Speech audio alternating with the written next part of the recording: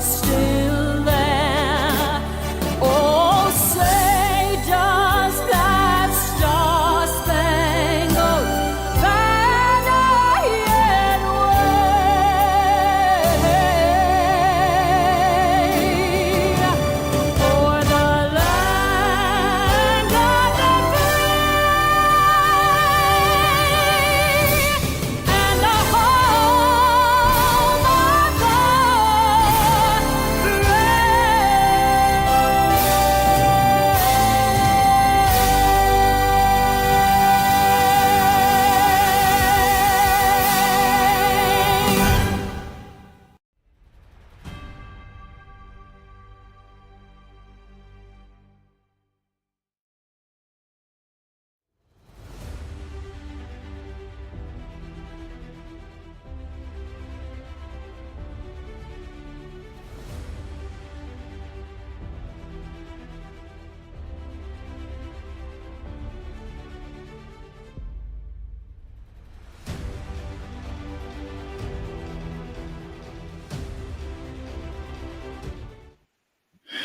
Good morning, good morning, good morning. I am your host, BKP, and you're watching. Sorry about that. I have turned my volume down. How are you today? I'm your host, BKP, and you're watching BKP Politics on Voice of Rural America this morning. Is it Thursday? No, it's Wednesday. It's Wednesday. I have to get my day straight. Now, Diane, a quick thumbs up or something. Did we get all the numbers straight? Because as usual, folks, I've sent 198, 73 pictures or whatever, and I miss number every once in a while. I mean, once I get to 20, that's understandable. I only have 10 fingers and 10 toes, so 20 is about my limit. And then I start getting. Do we have the numbers accurate now? I think so, and I have that video too. Okay, thank you. Accurate numbers. Did you notice how she left a little space there? I think so. So if we're not accurate, it can. I mean, that was quite a political answer. I think so. All right, folks, how are you today? Now, you know what, Diane, when I give you, I want number 90, but I don't want it yet. Get it ready. Put it in the queue or whatever you do in there. Put it in there. You ready? So I got up this morning and I ran out on the front porch in my underwear and I yell, "Happy Liberation Day." Right? That's what. Well, I didn't really do that. I just wanted to say it. Yeah, right. That was right. That was bad, right? Out there, I got up and I ran outside and I said, "Happy Liberation Day in America." So it's Liberation Day in America. I don't know. I just like it. I like it. Excuse me. I have to have a little shot of coffee. I've only drank a pot. All right, so happy Liberation Day. They're going nuts. It's Liberation Day in America. So I just wanted to say that. All right. Now, Republicans, yes, we're going to talk about it. I'm not going to avoid it. I mean, I have Democrats that watch the show. I bet he doesn't want to talk about the elections last night. I will talk about the elections. If you're new to the show, we do not run cover for Republicans. We do not support Democrats. And, if we have to say it, we have to say it. That's all there is to it. Diane, give me number 86. I am a fiscal conservative Republican. I think the Republicans are in D.C. now and in corners. I think they're pushing the panic button after yesterday's election. I'm going to explain why. I'm going to break it down. All right. I do not get paid to carry any water. I know the people out there that are running the narrative for the right, saying, well, this is nothing. And, I understand. I go to Twitter, I see the influencers, and I'm not an influencer. The social media, a social media influencer. Yeah, put that on the resume, right? But I see the social media influencers carrying water and saying, no big deal, right? I see the Democrats gushing and glowing over the elections yesterday. But I do know this. I've been working on it for weeks. And I go to unusual places. Well, someone may crop that. There goes BKP to those unusual places. But I do feel, and I'm going to tell you, we're going to break Wisconsin down. Give me number 75. We know the narrative of the day, right? And this is the narrative of the day. Musk suffers major loss in Wisconsin race. So, the picture is Donald Trump and Elon Musk in the Oval Office. Does Elon get back in the Oval Office? Are there people running in the Oval Office saying, Mr. President, we need to talk about this? Is Poindexter in there with charts and graphs? Sorry to every Poindexter out there. So number 76, I know, okay, relax, because I know what you're saying. Hey, Republican stronghold in Florida flipped blue. They're running a narrative. I get that. I said it for 2 days. Today's Wednesday. I said Monday and yesterday. They knew they were never going to win Florida.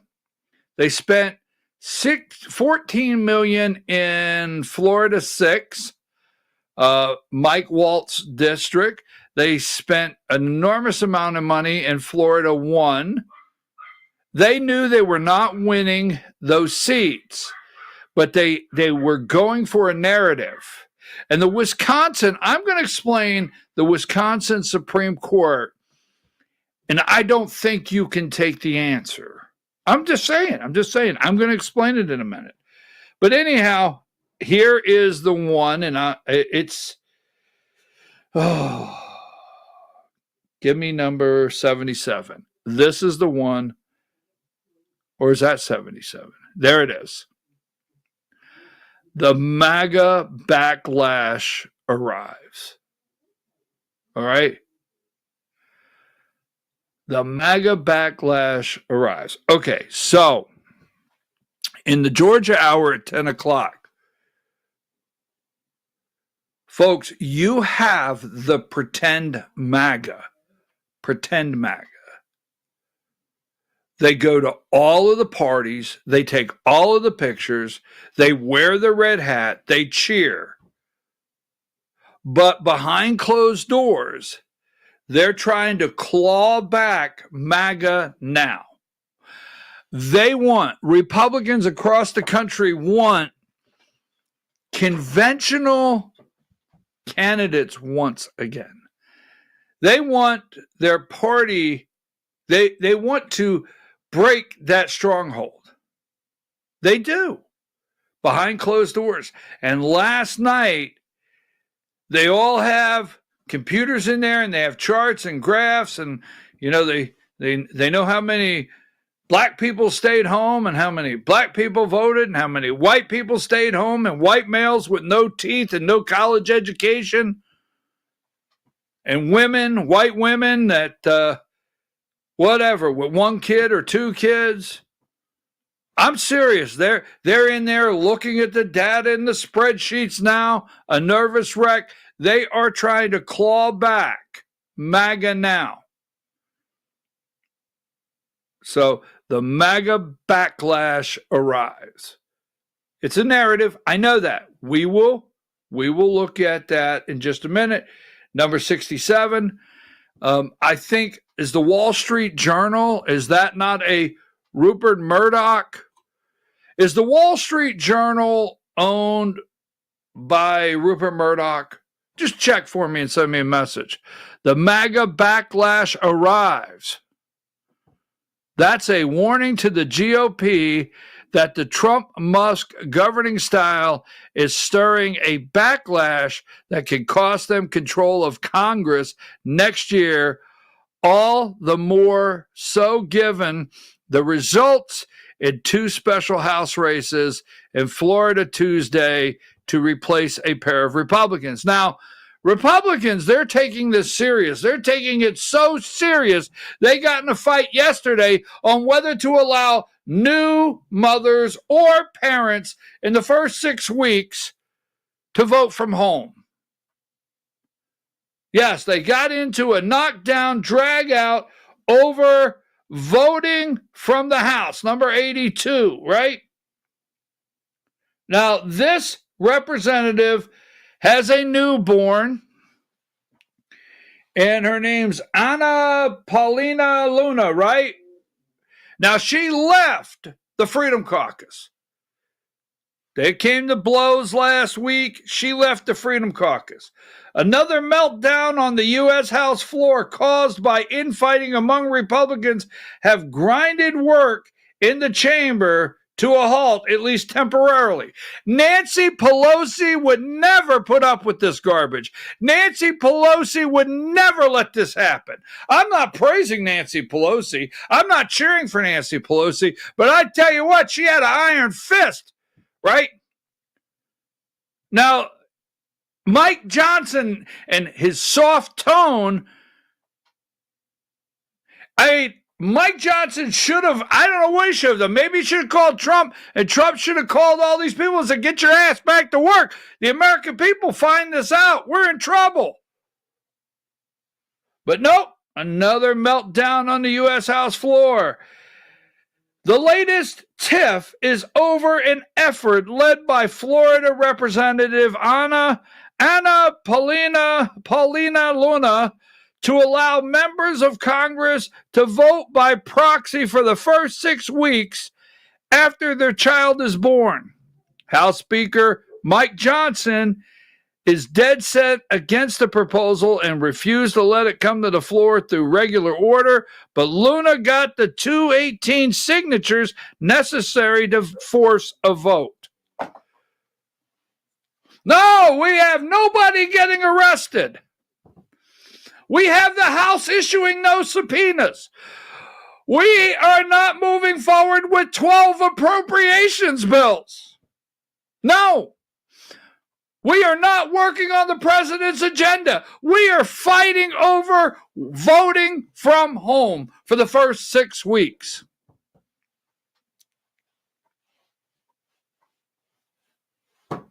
Anyhow. Oh yeah, we got it together, man. We have it together. Woo! All right, so anyhow, take that down. So, wow, we have a lot to cover. Now, in the Georgia Hour, today, Wednesday today is on the floor. There's 80-some bills. Now, we're watching HB 397 and SB 214 election bills at 10 o'clock, the Georgia Hour, but we have today and Friday. That's it. There's 2 more days in the Georgia legislative session that they can do harm. Today and Friday. Diane, can you get that website? I want to give you this. We're going to insert some because we're down to 2 days. Today and Friday, we are going to insert some Georgia discussion throughout the entire morning based on bills. But this website, can you go to the top? Oh, it is at the top. I'm sorry. This is the Mountain Legislative Watch Group. All right. Now, could you click? This is the Mountain Legislative Watch Group. That's what it's called. All right. Can you click on latest reports? Latest reports. Okay. Now, as you go down, you can see all of the committee watch reports are dated. All right. You can go in there, preview the last report from 2025 on clicking on the first image. It is user friendly. It is user friendly, and you will see the report. Now, I support these people, and they go in great detail. Diane, I'm going to go 87, 88, and 89, and we'll break these down later. But I appreciate them. I support these people. They're good friends. They're operating in 5 counties. These are just patriots. When I say, I got to take that back. They're not just patriots. That I can't let that happen again, Diane. I can't. They're not. So Voice of Rural America, Mountain Legislative Watch, you can see the bills. They give you representatives to call on each one as you go through them. On the alerts, they'll tell you who you need to call, what's going on. That's very thorough. Go to the next one. All right, 88. See, there you go. Update on HB 268. Let's go. The puberty blocker, SB 30, really, they gutted SB 30. Now, let me tell you what they do. They come out and they get you worked up because people don't follow it. I'm sorry, let's be candid. They don't follow to the end, right? So you have these people and they say SB 30, they stop puberty blockers for children. And then they go back and they add language. And they compromise. So what they do is they go out here to you can call us the right, you can call us religious, whatever you want to call us. But they go over here and the Religious Liberty Bill, SB 30, they leave you with the impression that they're going down the right road, and then they slap one of these paragraphs in there to appease the other side. So SB 30, which would ban the use of puberty blockers on our children, right? They gutted it, and it now allows puberty blockers to continue to be given to kids. Well, it's not exactly like that. They have to have, a psychiatric evaluation. Their parents have to be notified. When they get done, they can give them to kids. All right, next page. These are some of the alerts you will see on there, and you have the website. And today, Wednesday and Friday in Georgia are the last 2 days. Take that down. All right, folks, moving right along, the MAGA meltdown. Now, right here, number 28, we're going to put up 28 in Wisconsin. And then we're going to start breaking it down. Sometimes I get all over the map. And then we start. Wisconsin issued issue number 1 requires voter photo ID. Projected winner. It passed. Now, here is the thing. The thing. It is accurate. Give me number 15 that Crawford won. That's very accurate. It's accurate that in Wisconsin, all right, Crawford won. What we got there? 55 to 45, right? That's accurate. But what is really accurate, number 28, is that no matter if you're a Democrat or Republican, they overwhelmingly passed. All right, give me number 26. Thank you, Diane. Wisconsin voters overwhelmingly approved voter ID amendment to state constitution.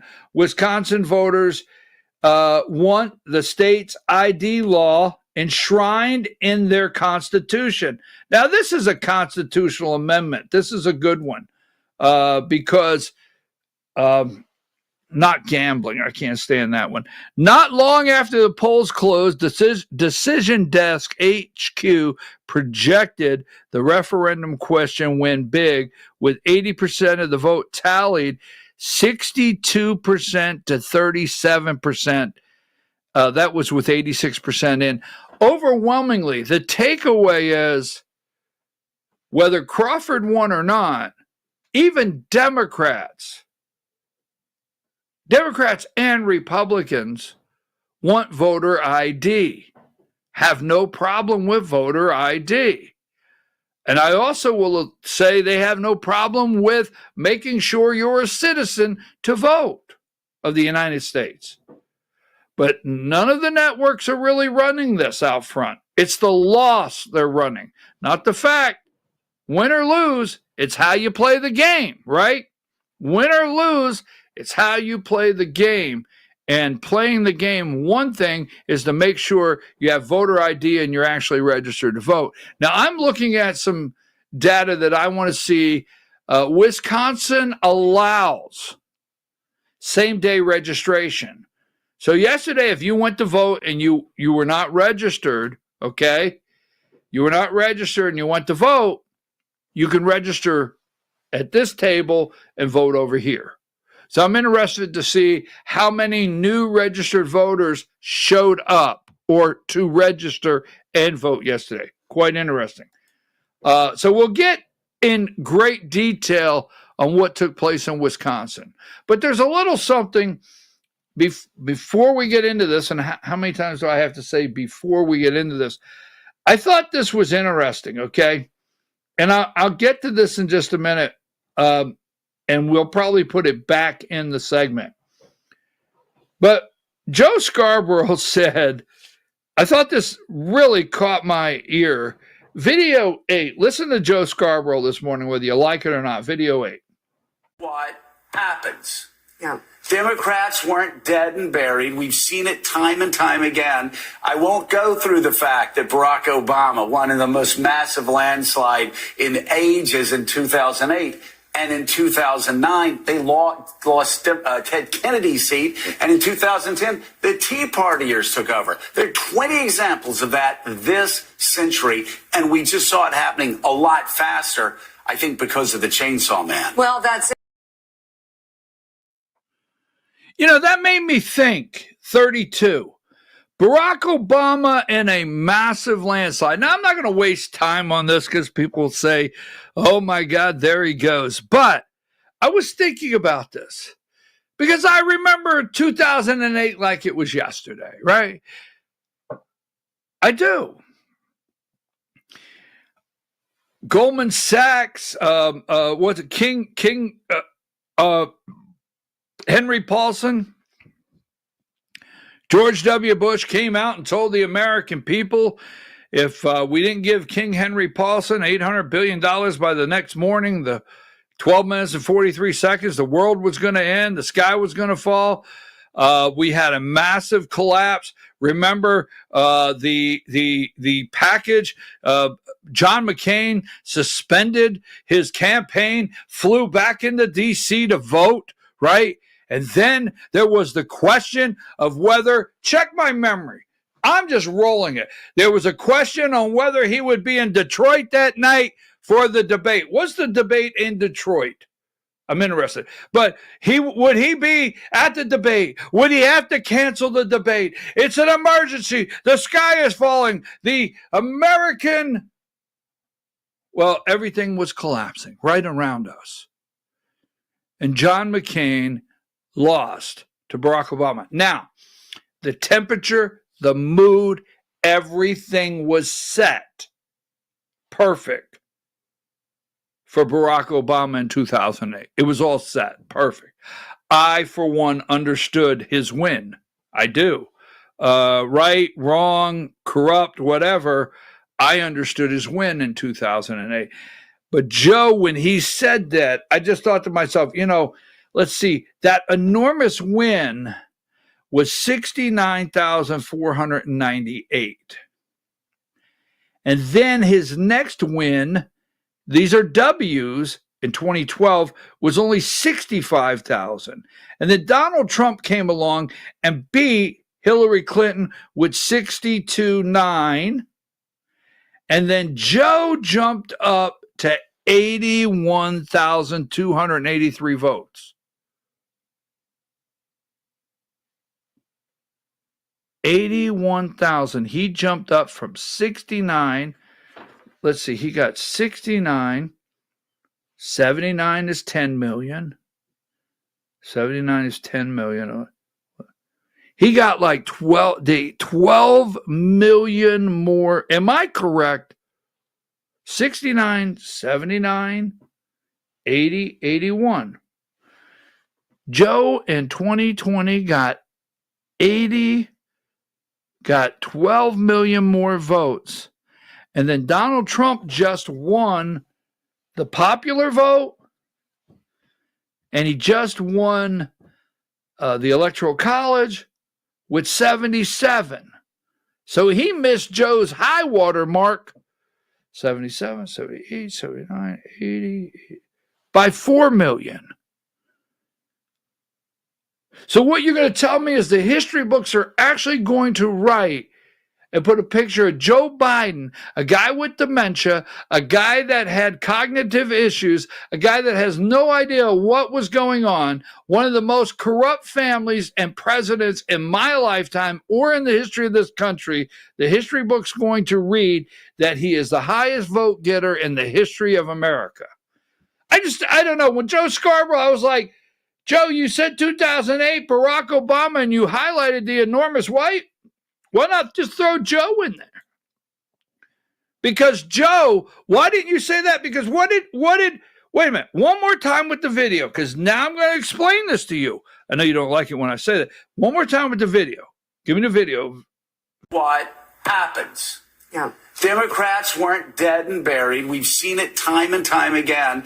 I won't go through the fact that Barack Obama won in the most massive landslide in ages in 2008. And in 2009, they lost Ted Kennedy's seat. And in 2010, the Tea Partiers took over. There are 20 examples of that this century. And we just saw it happening a lot faster, I think, because of the Chainsaw Man. Well, that's it. So why didn't he throw in Democrats are not dead and buried? Look at this. Obama had disastrous midterms in his first election, and he got reelected, and then Joe Biden set records. So we're not finished. All right, take that down. I don't know. I mean, it was something that is not really relevant to today, or maybe it is relevant to today's discussion. All right, I got to take a break. We're going to come back, but we're going to come back. Mike Waltz. We're going to talk about Mike Waltz. I am. We're going to talk about this. Give me number 2. Liberation Day.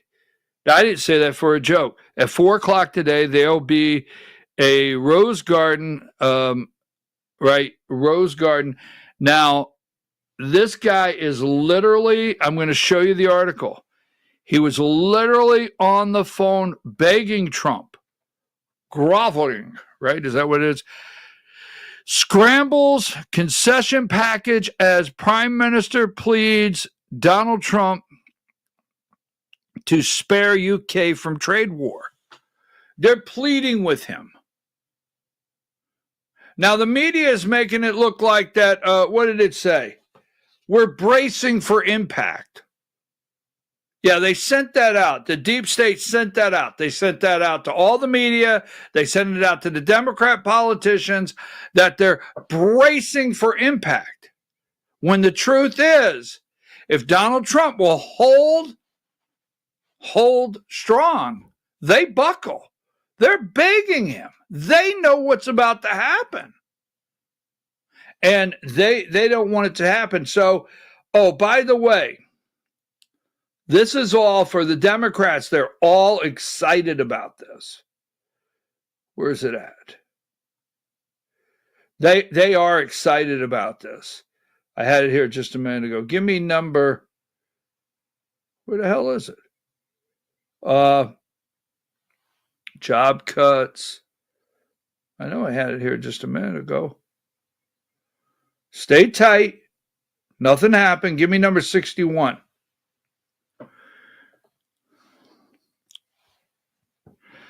So, all that happened here, folks, the Democrats are gushing, the media's gushing.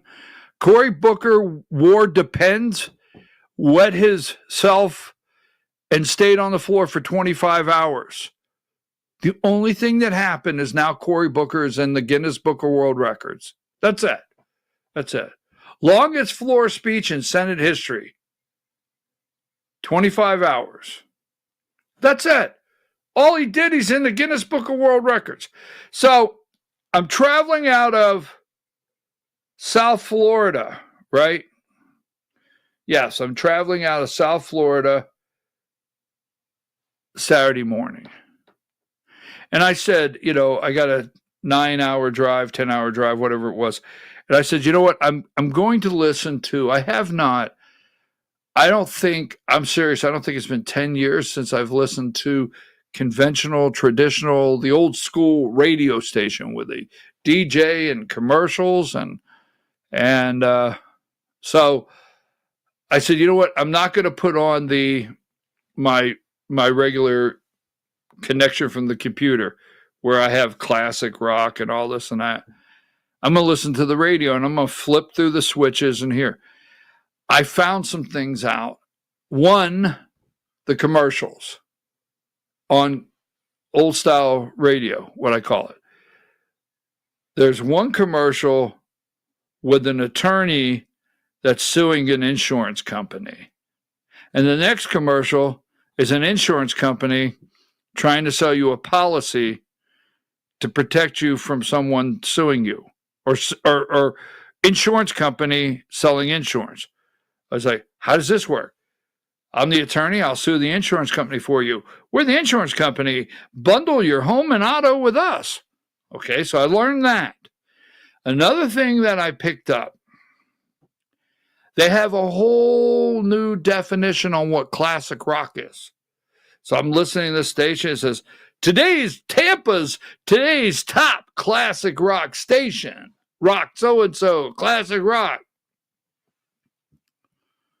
And they were playing tunes from like 2000, 1995, 2000. I was like, what? Classic. So I learned the difference in classic rock. Okay.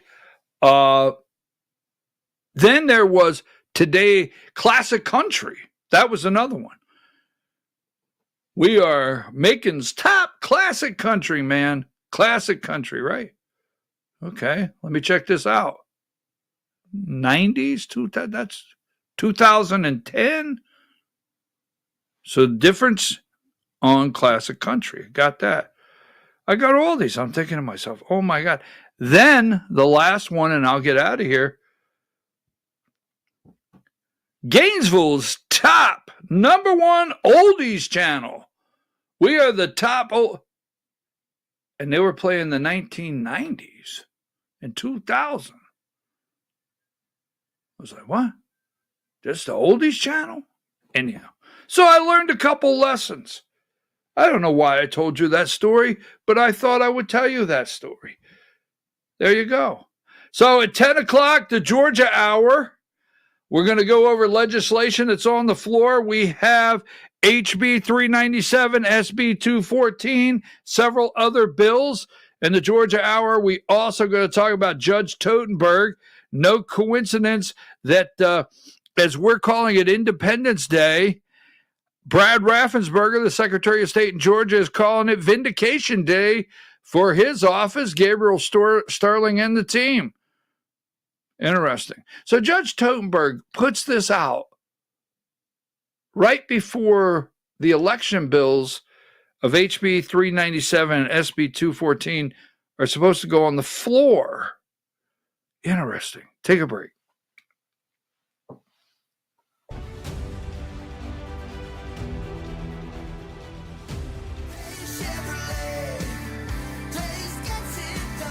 truck month is here, the Silverados disappear at Days Chevrolet in Jasper. Pick your Silverado 1500 Crew Cab and save up to $12,500. And if you think the discount is big, wait till you see the selection. Come save up to $12,500 off Silverado 1500 Crew Cabs at Days Chevrolet in Jasper. Days Chevrolet. Days gets it done. Together, let's drive. Larry's Body Shop in Ellijay. Family owned and operated since 1978. The latest in cutting edge digital technology and state of the art equipment allow our iCard Gold Class certified technicians to restore your vehicle. Our second to none customer service will work directly with your insurance company. Major accident or minor fender bender, we take the dents out of accidents. Larry's Body Shop, North Georgia's #1 body shop. Visit us at collisiondecision.com. Why give your money to liberal media companies? Put your marketing needs in the hands of a conservative marketing professional and start getting results today. FYN Media Group, one of the top digital marketing agencies in Georgia, specializes in website design and hosting, social media promotion and management, and so much more. Visit FYNmediagroup.com or call 706-889-3564 for a free consultation. Welcome to El Rey Azteca Mexican Restaurant. We invite you to indulge your senses with our from-scratch authentic Mexican food. Whether you are hungry for fajitas or the El Rey Azteca burrito, we offer a wide variety of fine Mexican dishes, drinks, and desserts. Our inviting patio, indoor seating, and bar has a seat for everyone. So come to El Rey Azteca for delicious food, great drinks, good friends, and loads of fun in a casual and friendly atmosphere. Ladies, when you wear elegant jewelry, you become a force to be reckoned with. You shine brighter than the stars in the sky, and your inner beauty radiates like the sun. So embrace the magic, embrace the elegance, and let your jewelry be a reflection of your true, authentic self. My friends over at North Georgia Diamond know what a woman wants. Go see them for the perfect gift. And remember, when it comes to elegance, there's no such thing as too much. Come see us at North Georgia Diamond. We're igniting passion one sparkle at a time.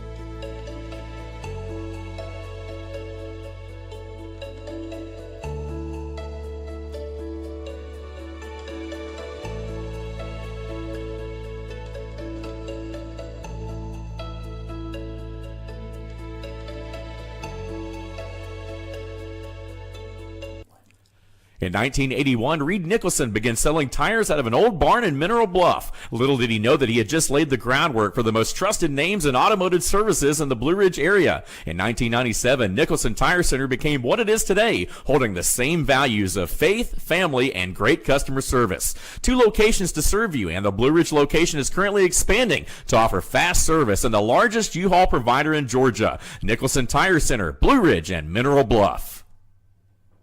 This is a special report. Knowing how to invest your money is harder than ever before. Dealing with stock market volatility, record debt, and terrorist attacks requires new thinking. At U.S. Asset Management, we can help you see the world more clearly so that you can move beyond the chaos and invest with confidence. Call us, visit us online, or drop by our office. U.S. Asset Management, helping you make better decisions with your money. Mesquite Grill, now offering online ordering for your convenience. Check out our new website at mesquitegrillbr.com. That's mesquitegrillbr.com. The great food and service you have come to expect, ready for you when you arrive. Open 7 days a week with a fully stocked bar and friendly service. Bring your furry friends with you and dine on our pet-friendly patio. Also, check out our catering options and let us prepare delicious food for your next event.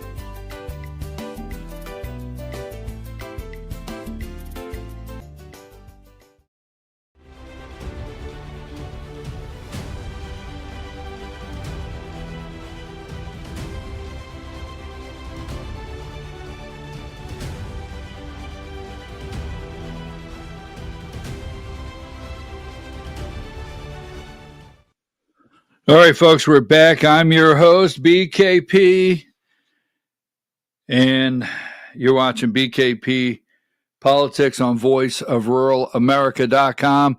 Not the size of the network, but the truth of the network. There you go.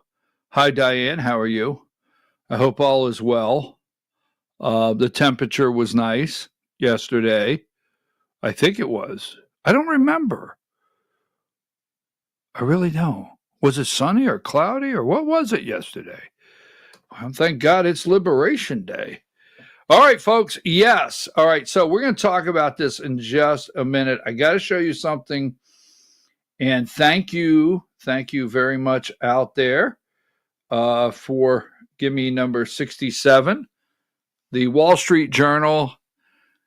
If you're new to the show, one more time. I am BKP. You're watching BKP Politics on voiceofruralamerica.com. I have studied the deep state corporate corrupt media since a child, just a wee little lad. I'm not joking, okay? Strangely, I'm 18 years old and I'm watching. You remember Ted Koppel, Nightline? Some kids stayed up late for other reasons. I stayed up late to watch Ted Koppel on Nightline. Remember that? Holy smokes, I got to be careful. I'm really putting it out there. But I feel they all play a role. It's TV, it's produced, it's a production. They captivate you. You are an audience. They have to keep you engaged. They don't want you to change the channel, all the above. They spend billions, not millions, billions of dollars of studies, how you will engage, how to your eyes, what your eyes see. There's people that are in studies that they flip pictures and they watch their brain. This is true. They watch their brain and they study it to see what colors, what things happen, what motivates you, what you engage with, what you will stay tuned on. It's called a bounce rate. The internet, when the internet came out, I have to throw this out here, all right? We got a lot to do, but when the internet came out, they started measuring what's called a bounce rate. So if you go on, and this is years ago, if you go on a website and you click on the website, there's they record your bounce on the website. So if you click on an article, the New York Times, whether you believe this or not, the New York Times knows how long I stayed on an article, right?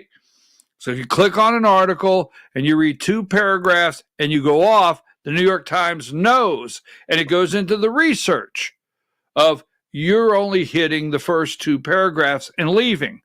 That's why journalism has totally changed. For the worse, but I'm talking the writing style, right? Years ago, the newspaper would say, they would get you right here and then say continued in section B on page 12. So you will go there and they would sell advertising there knowing you're going to go find out what the answer is. But this changed everything. So that's why they have to get the who, what, when, where, how, and why. They have to get these things answered in the first couple paragraphs many times to pull you down. Because you're leaving. Your attention span. So anyhow, they study that. Your bounce rate of when you leave. So TV, so my point is Fox News, Rupert Murdoch, their audience, the independent side, okay? The Democrat far-right MSNBC. Rupert Murdoch and their team play a role, all right? The MAGA backlash arrives. Now, I know that was pretty long, but there's a reason why I look at who owns what. Now, that's the narrative they're running. The MAGA backlash arrives. This is last night. That's the warning from the GOP. Now, who is going to take the ball and run with it? Karl Rove? Who's on the board over at Fox or the Murdoch world? Paul Ryan? Wisconsin? Interesting. I'm just telling you, pay attention. All right, I don't know why I do. I don't know. So here's something that's going to develop. Write this down.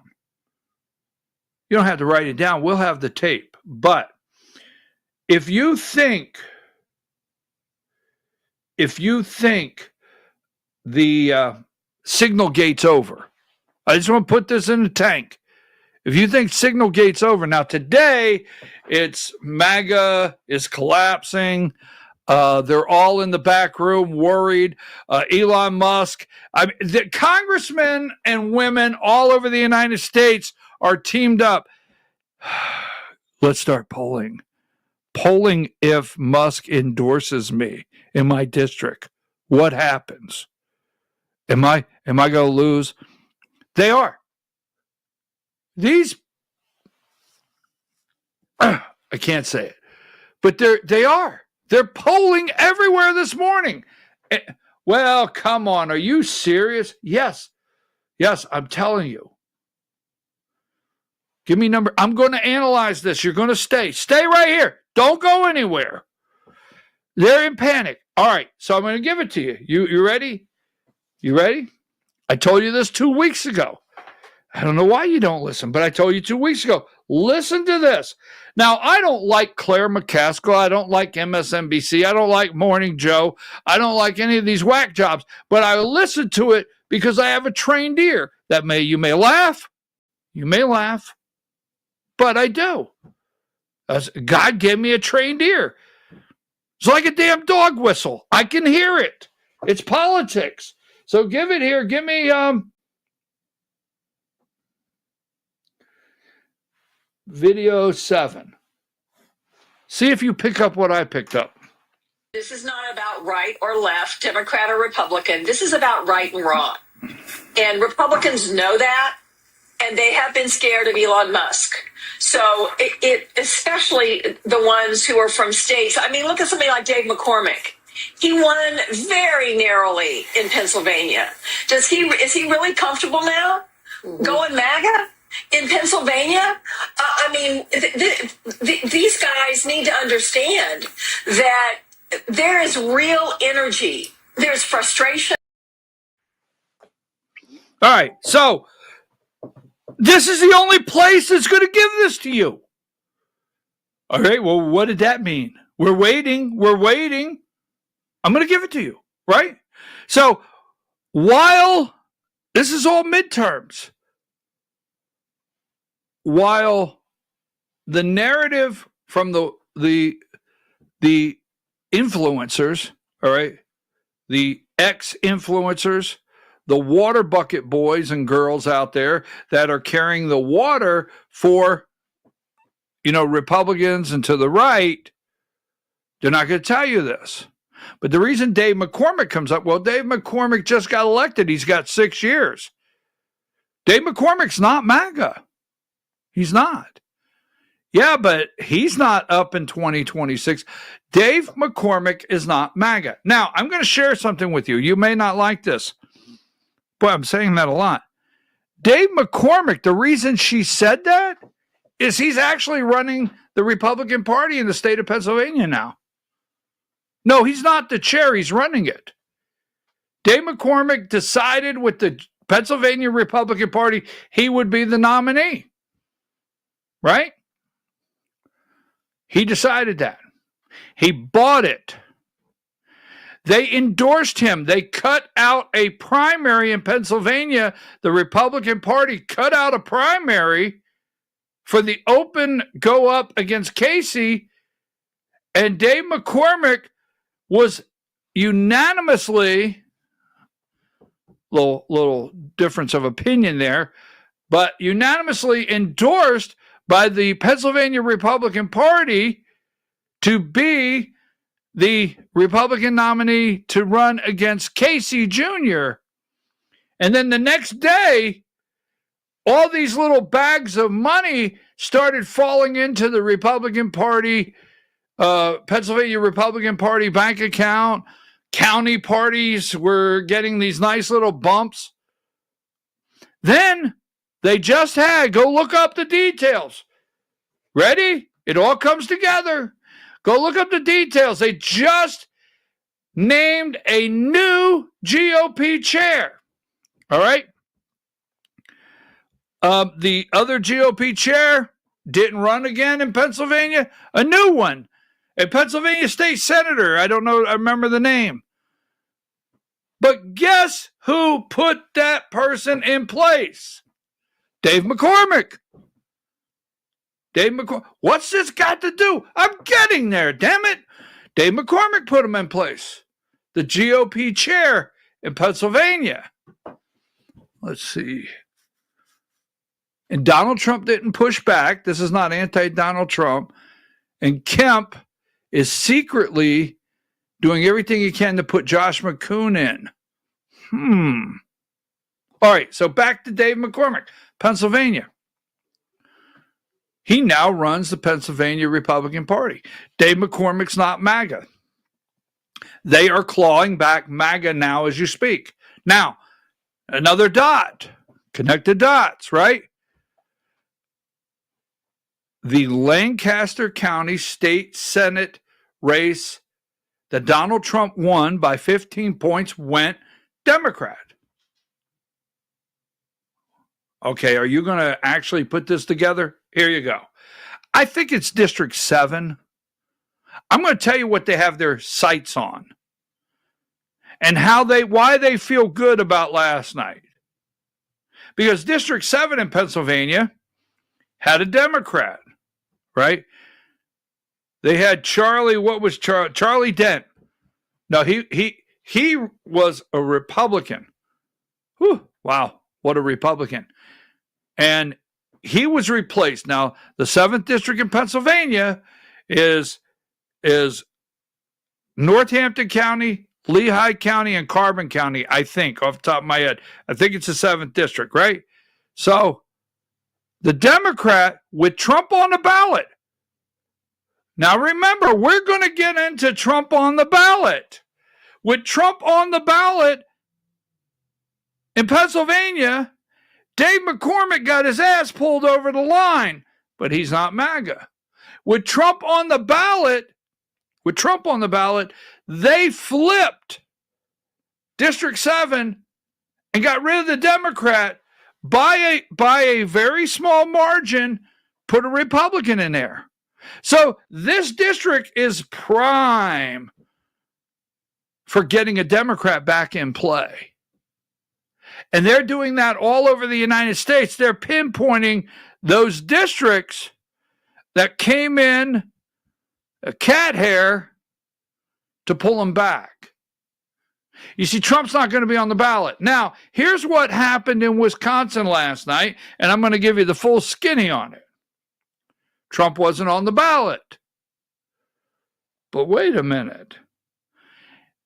Folks, Kamala Harris wasn't on the ballot. That's a mix. I keep hearing, well, Trump's not on the ballot. I agree with that. I keep hearing it because I say it. But you can't forget, in Wisconsin last night, the voters came out and Kamala Harris wasn't on the ballot. That's right. Trump or Kamala Harris. Now, Trump not being on the ballot hurt the Republicans. Kamala Harris not being on the ballot helped the Democrats. Kamala Harris not being on the ballot helped maybe some Republicans vote Democrat. We will see in the data. But there's a lot in Wisconsin at play. So I just want to say that because I'm telling you right now, there's a reason she said Dave McCormick. And are they going to be comfortable with MAGA? They're not. They don't like us. I don't know that you had to come here for me to break this to you. I'm getting off script like I've ever written a script. But I have to look at you and tell you, what, you think they like you? You think they like your red hat? Really? Okay. If that's what you think. All right, look, I'm going to get focused, but I want to show you something. I told you this a minute ago. I'm so off course here. And Diane's like, you do know I can't write this if you keep jumping off course. But I started out by telling you, do you think Signalgate's over?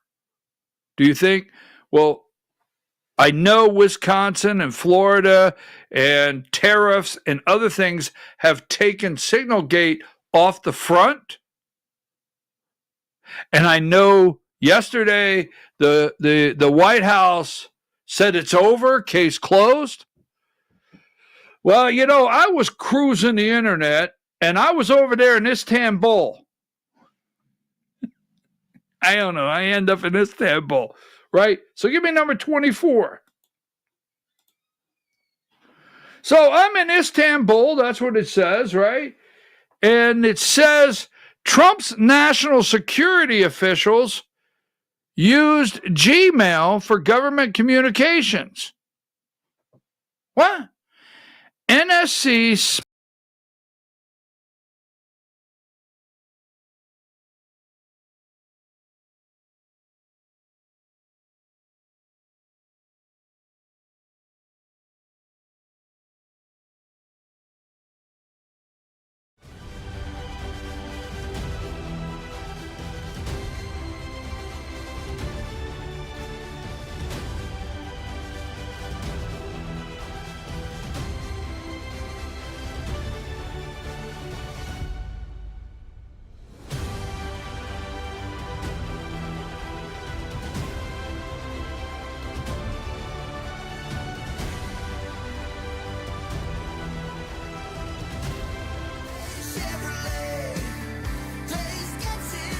When Truck Month is here, the Silverados disappear at Days Chevrolet in Jasper. Pick your Silverado 1500 Crew Cab and save up to $12,500. And if you think the discount is big, wait till you see the selection. Come save up to $12,500 off Silverado 1500 Crew Cabs at Days Chevrolet in Jasper. Days Chevrolet. Days gets it done. Together, let's drive.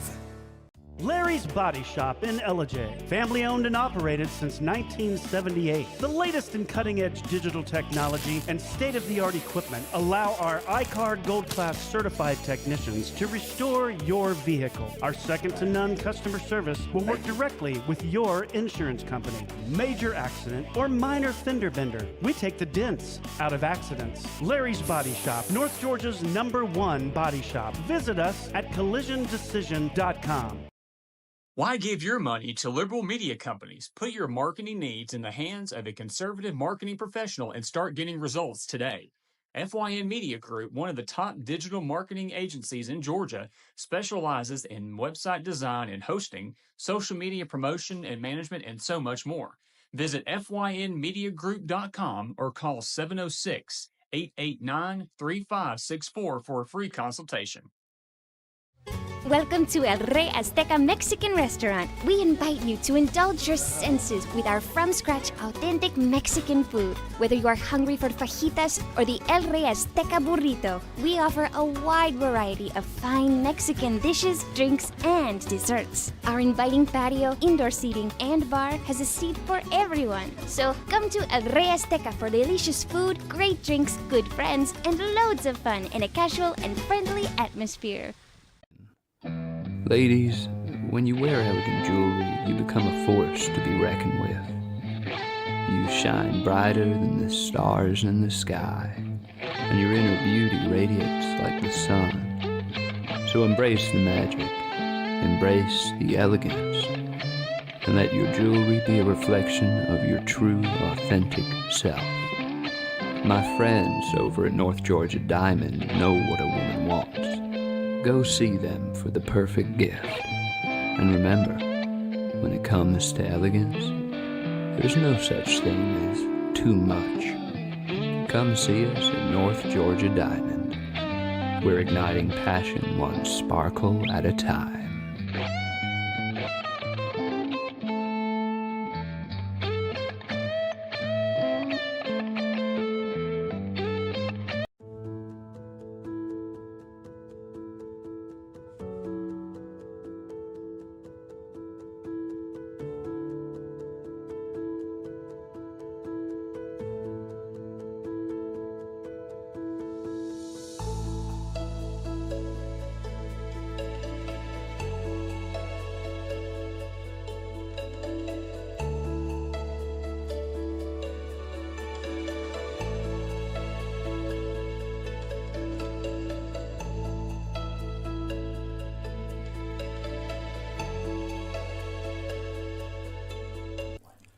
In 1981, Reed Nicholson began selling tires out of an old barn in Mineral Bluff. Little did he know that he had just laid the groundwork for the most trusted names in automotive services in the Blue Ridge area. In 1997, Nicholson Tire Center became what it is today, holding the same values of faith, family, and great customer service. 2 locations to serve you, and the Blue Ridge location is currently expanding to offer fast service and the largest U-Haul provider in Georgia. Nicholson Tire Center, Blue Ridge, and Mineral Bluff. This is a special report. Knowing how to invest your money is harder than ever before. Dealing with stock market volatility, record debt, and terrorist attacks requires new thinking. At U.S. Asset Management, we can help you see the world more clearly so that you can move beyond the chaos and invest with confidence. Call us, visit us online, or drop by our office. U.S. Asset Management, helping you make better decisions with your money.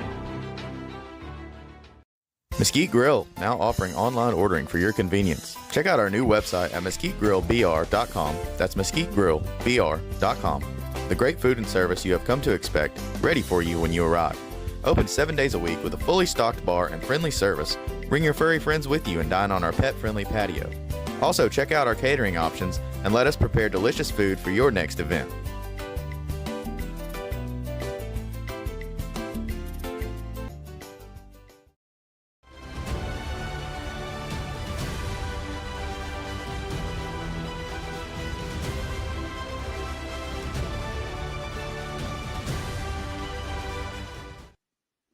Sorry about that. We had a power go out and back on, cut everything out, had to go to commercial.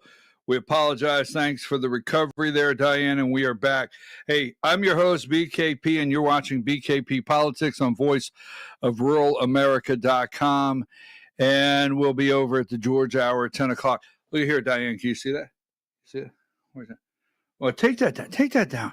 Take that down. I need the screen. Can you see that? See it? That's my Trump watch. Remember the other day I told you I got the Trump watch? Oh, crap. I got it on upside down. What the hell? I just realized. Sorry, folks. But you remember I told you I received this Trump watch as a gift. And I had to get the links. You like that? I do. I mean, I got to wear it on Liberation Day. I'm your host, BKP. You're watching BKP Politics on voiceofruralamerica.com. Liberation Day 2025. Now, let's get right into Wisconsin. I don't know. I've been bouncing around a little bit here. I don't know why. I'm all worked up. I'm not jacked up on Mountain Dew. I'm getting ready for that message coming, okay? So, CNN, let's remember we told you about the narrative, right? We told you the narrative would happen. So here you go. Number 5, Republicans are pushing the panic button. We're going to stay focused. Florida, we're going to highlight what this means, all right? Elon Musk political humiliation after billionaire-backed candidates' spectacular loss in Wisconsin in the most expensive race of its kind. Now, Elon Musk, I'm hearing, let's go with number 6. Elon Musk was spent $22 million. We'll talk about that momentarily. Wait a minute. That was give me 6. There you go. Thank you, Diane. Republicans reel as Dems' overperformance hits a swing state and MAGA country.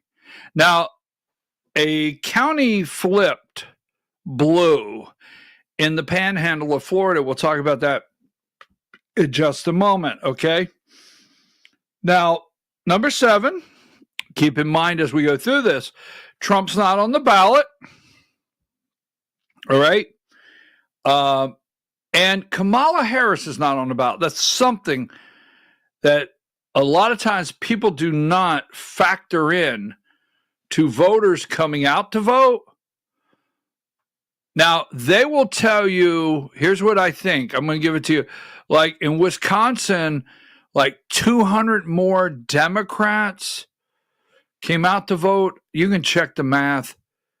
Yesterday, then came out to vote Democrats actually in the presidential election. Why? Are these people some of these people stayed home during the presidential election? Yes, Kamala Harris wasn't on the ballot. Democrats trounced Trump with their Musk-focused playbook in Wisconsin. So obviously today, Donald Trump, MAGA, right? MAGA, and Elon Musk, the richest man in the world. And it has career politicians.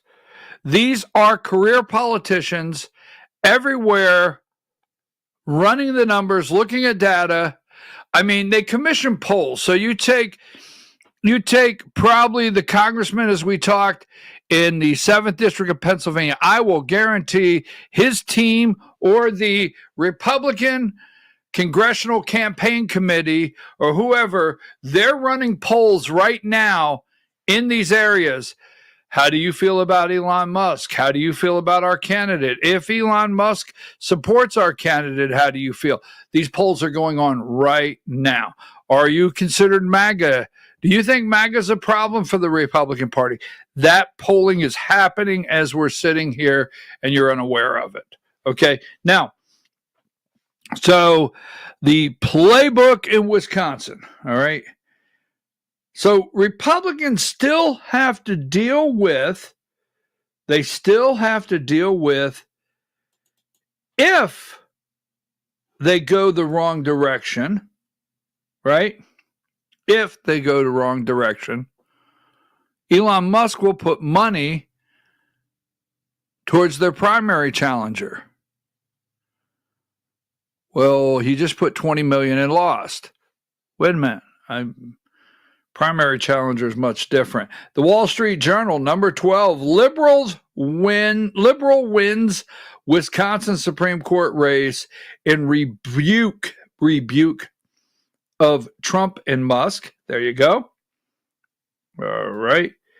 And let's go with the New York Times. Now, we're going to stop here for a moment because I'm going to show you some things, all right? When in 2016, I did research in Wisconsin. Approximately 3 weeks before the election in 2016, or a month. And I called about 9 or 10. I have the research. And I called about 9 or 10 county election offices around the state, not Madison, right? Around the state. And I had a legal pad, as you know. And I talked to the person because they didn't get phone calls. Seriously. I mean, when NBC goes up there and ABC and they follow campaigns, they fly into Wisconsin, they fly into Madison, they fly into Milwaukee, they fly into these areas, they go 15 miles most out of town, talk to some voters, and they analyze it and bring you this. They don't go up in these counties. Now I'm going to show you something. So here you go, the New York Times, number 15. Democrats show a pulse. New York Times, Democrats show a pulse. 6 takeaways from Tuesday's election. Now you see Crawford has won. And so now we're going to go to, this is the map, number 16. You're going to see, you see the red and the blue, right? Milwaukee. All right, there you go. And number 17. So here's Milwaukee County, Wisconsin. Now, Susan Crawford, 227,000 votes. Just in that little blue dot there. To Brad Schimmel's 77, right? 77. You see that? Okay. Now, number 18, Dane County, right? 82%. Look at Madison. That's Madison, Wisconsin. Susan Crawford, 234,000 votes to 52. Now, you see, I just went for a reason. You see the two really red counties there in Wisconsin? Let's go to Florence County, Wisconsin, number 19. Now, although he got 73% of the vote, it's only 1,400 votes. That's the reddest county in the state. Now, let's go to the second red one, Taylor County, number 20. And you have 71 to 29%. That's only 5,200 votes. So when go back to 18, 234, and then Milwaukee County, number 17, 227,000. And let's go to number 16 and show the entire state. So in 2016, about 3 to 4 weeks before the election, Donald Trump, Hillary Clinton, I called about 10 counties outside of Milwaukee, Madison, way up in Wisconsin. I called about 10. And I did the research, and I talked to the person in charge of the elections. And something overwhelmingly that I would hear is, I can't make a partisan comment, but we have the largest voter registration right now, Republican. We have more people if you go out in the county, the farmers even, you have more Trump signs. You see the momentum, okay? But one thing they kept telling me, it's hard to overcome Madison. Now, some would say Milwaukee, but they would say it's hard to overcome Madison. I'm talking 2016, I'd hear this. We might have great turnout, but boy, it's hard to overcome Madison. Now, Trump overcome Madison out in the rural areas, right? Trump overcome Milwaukee out in the rural areas, and Kamala was on the ticket. She was on the ballot that day. Keep all these factors in mind. So what I'm about to tell you, Elon Musk, richest man in the world, Donald Trump endorsement,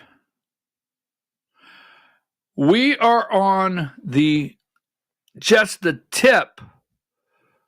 Rural America still wins elections. Rural America can win your election, and it takes rural America to win that election. That's a bottom line. You can spend millions and millions of dollars researching this, all the data in the world. But if rural vote does not come out in record numbers, you do not win. Not even in Georgia. We have the pockets. We have the blue Atlanta. We have the blue Savannah. We have the blue Macon area. We have the blue Columbus area, right? If the 9th district, the 14th district, I can go on and on at a different time. So bottom line, you could talk about Elon Musk all day long, and he could spend $20 million. And I get it. But if that voter does not show up in rural America, and that voter shows up in blue Madison, you don't win. Bottom line, when you start breaking this down, so let me show you this. Now, they're going to tell you, they're also telling you this morning that Elon Musk, so let's go through some more graphics here quickly. We'll grab a couple more. So let's go through here. We're going to get into Florida. We're into Wisconsin. We have number 77, the MAGA backlash. Let's go there. MAGA backlash. Number 75, Musk suffers major loss in Wisconsin race, right? Number 74, Republicans scramble to shield their states from Trump's next wave of tariffs. Just throw that in there.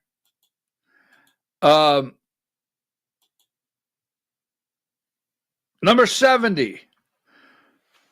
I want to hold 70 because I want to show you something in a minute. Number 70. I'm going to tell you why this lady won.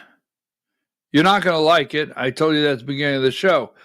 The MAGA backlash arrives. There she is, Crawford, right? Number 69, Liberal Susan Crawford wins. Musk, they're calling Musk the, I had it here a minute ago, the chainsaw cheesehead checks. He gave out checks, held the chainsaw. We have number 67, the MAGA backlash. We got 65 here, Susan Crawford. I want to hold number 70 in a minute. Wisconsin Supreme Court Justice. Number 64, Trump White House brushes off Wisconsin loss amid warning signs around Elon Musk's role. Now, I'm going to tell you, no matter what they tell you this morning, because these are career politicians. Now, whether you got a wife, whether you got a husband, whether you got two husbands, whether you got two wives, I don't know. But wives are calling husbands right now. Hey, are we safe in our district? Because I'm about to put little Billy, back in private school. You're not going to lose your job. You do realize it's not like his job, really. Yes. Oh, yes, it's my political career. Well, I started out working in a campaign as a young child, and I went from here, and I went from here, and I became this. And I got back, they brought me in and said, shine lights on me and said, we think you could go somewhere, kid. And now I'm a congressman. And now I don't only just make $200,000 a year. Elon Musk said I'm coming out with $20 million. You get it? All over the United States. This is not representing you. This is their gig, man. This is their political career. They go in making a couple $100,000. They come out multimillionaires. They're stressed this morning. I'm telling you, you got to listen to me. Okay, so go ahead. 63, Wisconsin Supreme Court. 62, Musk influence faces first big test in Wisconsin. I mean, wow. Oh, I want that one. Hold on. I'm going to write that down for future reference. So, okay, now, here it is, giving out checks, number 69. He gave a couple $1,000,000 out. Wisconsin, Florida election results. Here's the Muskie wearing his cheese head, number 58.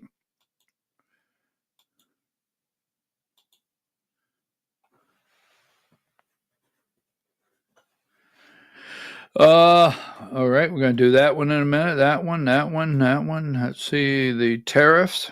Go there next. Russia. We got to have that one. All right. So 42.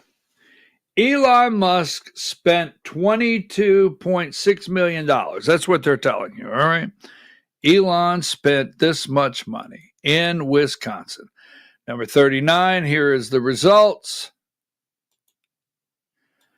But they tend to gloss over 35.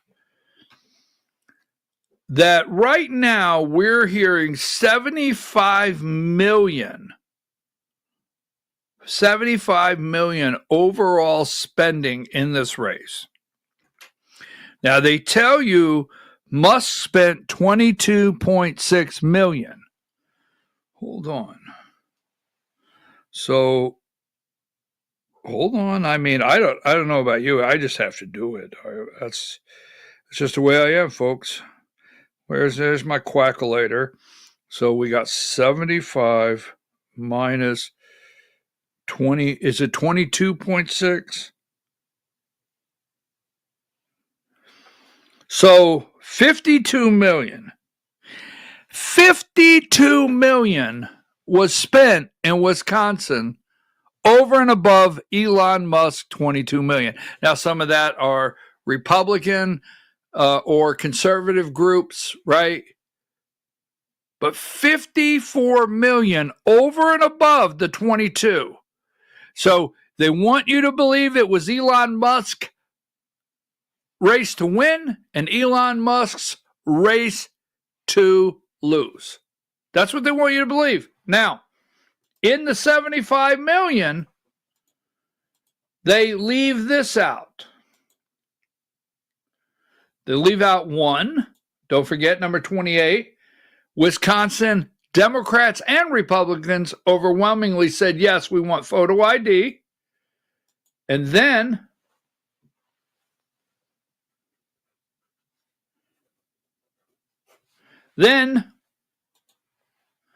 they forget this guy here, number 23. Well, wait, don't go to 23 yet, Diane. My apology. Go to 21. All right. So there's $54 million out there nobody's talking about. It's all 22 mil from the Muskie. It's the Musk of it all. Remember that? The Musk of it all is 22 mil. Out of state billionaires fuel Wisconsin Supreme Court election. Elon Musk, George Soros are among the big dollar funders of what become the most. They seem to forget that. So, number 22, George Soros threw a little money into it. He threw a little money into it, right? A little bit there. And then you have number 23, J.B. Pritzker, the billionaire from Illinois, the governor from Illinois. He threw a couple mil in there. You will never know it. These networks do not talk about it. They only talk about the 22 mil that Elon Musk threw in the race. It was Elon's to win. It was Elon's to lose, period. Right? 54 mil from somewhere. So let's not forget that. Now, let's get into some of the video and the spin. We told you they would do the spin. Give me CNN video 1. For silver linings on Tuesday can at least point to the narrower margin in these races. And Republican Randy Fine acknowledged that Democratic anger was palpable in his district and fueling some of the energy and enthusiasm for his opponent. I want to start by thanking my opponent for investing $14 million into our local economy. Clearly it didn't work, but our local businesses certainly appreciated it. The results are a major victory for Donald Trump, who had endorsed both victorious candidates in their Republican primaries, and now he will have help trying to get his agenda through Congress. Steve Contorno. All right. So they did need to win the 2 congressional seats. We knew they would win it.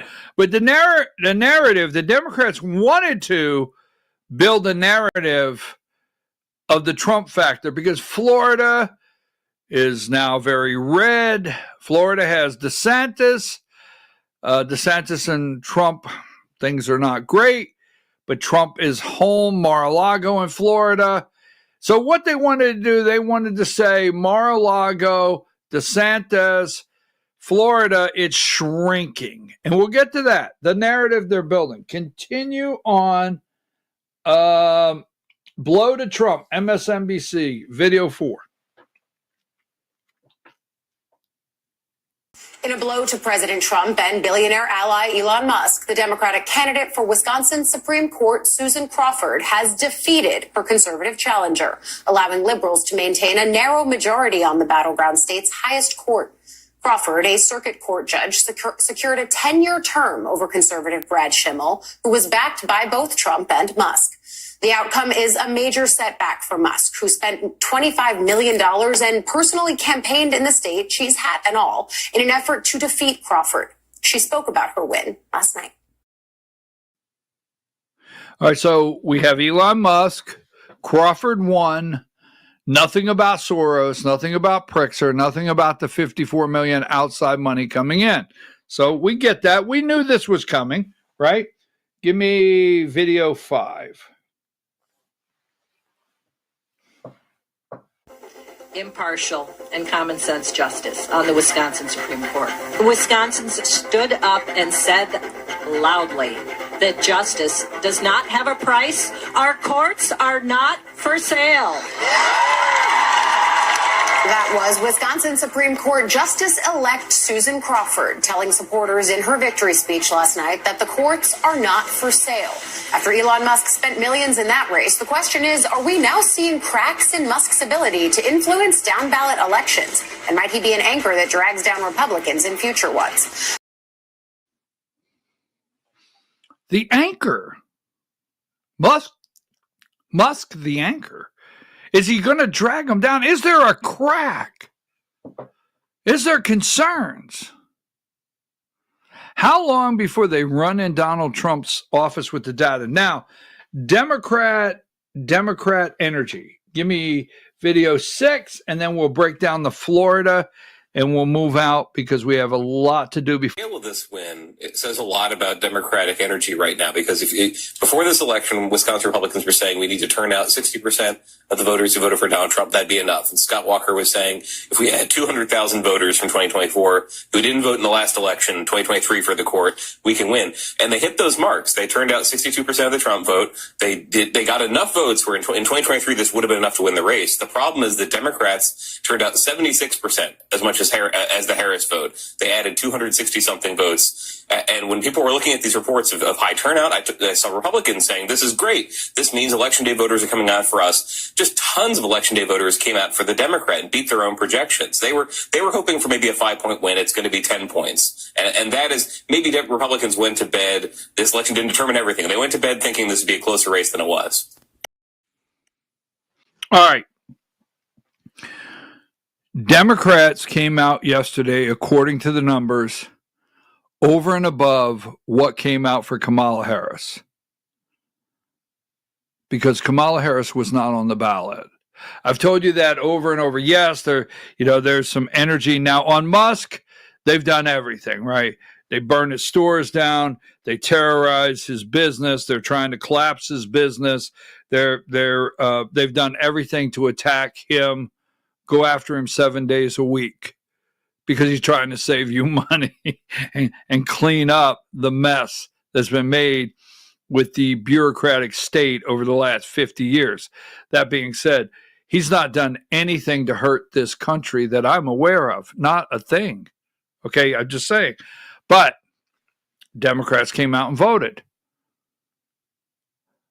Donald Trump endorsed the other guy, right? He endorsed the other guy. Musk supported the other guy. The other guy did win. Is he former attorney general or something? He has won. The other guy has won a statewide race. Now, politics is a business. So let me lay this out for you because this is going to upset you, anger you, and make you mad at me. But politics is a business, period. Okay? And when give me number 70. So I've told you that before. It's a business. If you really want to fix politics, we have to have campaign finance reform. We have to. We have to have campaign finance reform in this country. There's no way, regardless of what side you're on, that a Supreme Court race should cost $75 million in a state of outside money. Just shouldn't happen, okay? The argument I've made so I said we should only be allowed to raise money in the district we're running in. And someone said, oh, so your mom or dad lives in another state, or you have a family member in another state and they want to help you out, but they can't? Okay. I know the arguments. Now, politics is a business. You got it? A business. When you're a candidate now, and people are going to give me examples. They're going to go after me and give me examples to go against my theory here. But when you're a candidate now, they bring you in a room. Yes, they do. They look you up and down. They bring professionals in, and they do a makeover. Or do you need a makeover? They actually have meetings, and they discuss your physical appearance. Oh, absolutely. How do you look? They test the sound of your voice. I'm serious. This is a science now that they have. They do all of this. Now, the other guy's okay, and this is not 100%, but I've listened to her, and you know what she doesn't sound? She doesn't sound crazy. She doesn't. Will she gerrymander? Is the court liberal? Is she liberal? Do we risk now in Wisconsin losing 2 Republican congressional seats because this lady's on the bench? Absolutely we do. But if you listen to her in the campaign, we didn't have a lot of crazy stuff to run on her. We didn't. And she didn't sound crazy. And she has a physical appearance to where you'll listen and look at her. I'm telling you right now. That's the way it works. You don't have to like it. But this lady right here did not sound crazy. She didn't. Now, we know she's liberal. We're not saying she's going to do the right thing. She's not. And they brought her in there, got her looking nice, sounds good, energized their base. Someone said if we don't win this race, we're going to lose the midterm. I'm going to look at that later in the week. Now, Florida. All right. We talked about that. Florida. What narrative did they want to build in Florida? And they're working on it. They're working on it right now. Give me number Florida as we look. Here we go. The MAGA backlash, 68. And then we have the MAGA backlash. And here we go. We have Escambia, is that what it's called? Escambia County, number 66. Escambia County flips blue in special House election. Now, this is over in the 1st district. Now, in the 6th district, Democrats did shrink that vote. They did. Mike Walt's district, Donald Trump endorsed the candidate. Where is he at? Let's see. I have it here somewhere. Give me number. I had both of those candidates here a minute ago.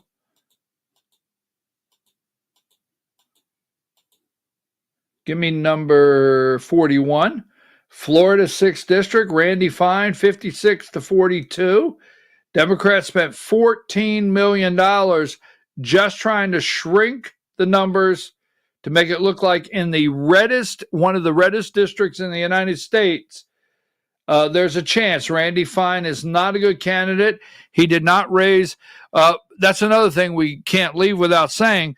We're not getting the best of. We're not. We're not getting the best of 6 and 1 that we could possibly get as Republicans. So, and I understand they got upset with Randy Fine because he did not do a good job fundraising. This is a business. You understand? You got to fundraise. And then you have number 40, Jimmy Petronis, okay, against the Democrat, 56-42. Now, the big takeaway that they're trying to show you in Florida is in the 1st district in the Panhandle. They're trying to go back how many years? Like a dozen elections. And give me number right here. Give me number 66. Escambia County flips blue in special House election. In District 1, this county went blue. And they're making a big deal out of that. So the Democrats have their narrative. I predict the Republicans are in panic. I do. We'll dig into this further into the week as they lay it out. But here's what I was saying before my power went out, and I'll make it very quick. I was over in Istanbul, and I will just click through here because Signal Gate is not over. Their Signal Gate is not over. Case closed. Case closed. Give me number 24. Right? I'm over in Istanbul, and Trump's national security offices use Gmail for government communications. All right. Oh, man. I better keep up with that. And then I got number 60, and I was like, oh, no. Oh, no, they're putting this in the tank. They're still working on this. This is not going away. This is not going away. This is the second part. The Washington Post.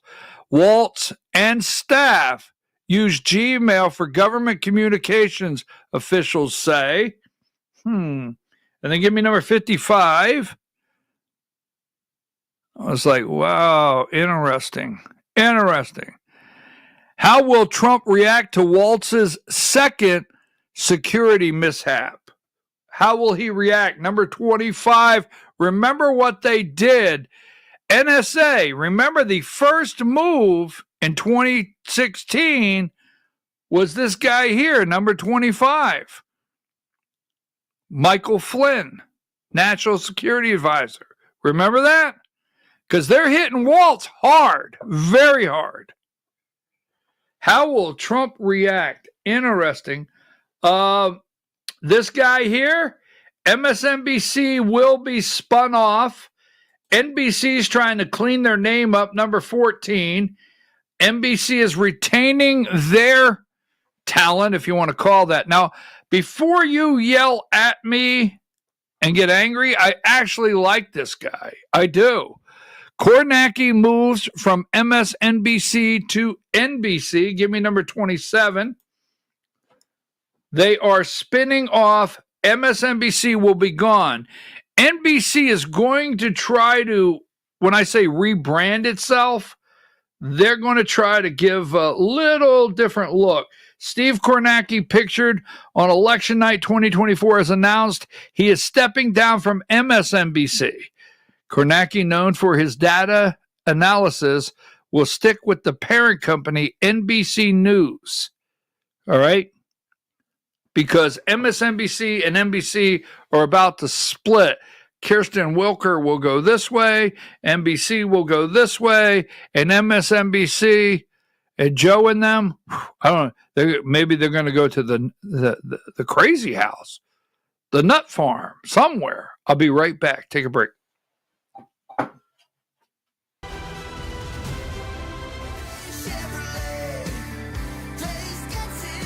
When Truck Month is here, the Silverados disappear at Days Chevrolet in Jasper. Pick your Silverado 1500 Crew Cab and save up to $12,500. And if you think the discount is big, wait till you see the selection. Come save up to $12,500 off Silverado 1500 Crew Cabs at Days Chevrolet in Jasper. Together, let's drive. Larry's Body Shop in Ellijay. Family owned and operated since 1978. The latest in cutting-edge digital technology and state-of-the-art equipment allow our iCard Gold Class certified technicians to restore your vehicle. Our second-to-none customer service will work directly with your insurance company. Major accident or minor fender bender. We take the dents out of accidents. Larry's Body Shop, North Georgia's #1 body shop. Visit us at collisiondecision.com. Why give your money to liberal media companies? Put your marketing needs in the hands of a conservative marketing professional and start getting results today. FYN Media Group, one of the top digital marketing agencies in Georgia, specializes in website design and hosting, social media promotion and management, and so much more. Visit FYNmediagroup.com or call 706-889-3564 for a free consultation. Welcome to El Rey Azteca Mexican Restaurant. We invite you to indulge your senses with our from-scratch authentic Mexican food. Whether you are hungry for fajitas or the El Rey Azteca burrito, we offer a wide variety of fine Mexican dishes, drinks, and desserts. Our inviting patio, indoor seating, and bar has a seat for everyone. So come to El Rey Azteca for delicious food, great drinks, good friends, and loads of fun in a casual and friendly atmosphere. Ladies, when you wear elegant jewelry, you become a force to be reckoned with. You shine brighter than the stars in the sky, and your inner beauty radiates like the sun. So embrace the magic, embrace the elegance, and let your jewelry be a reflection of your true, authentic self. My friends over at North Georgia Diamond know what a woman wants. Go see them for the perfect gift. And remember, when it comes to elegance, there's no such thing as too much. Come see us at North Georgia Diamond. We're igniting passion one sparkle at a time.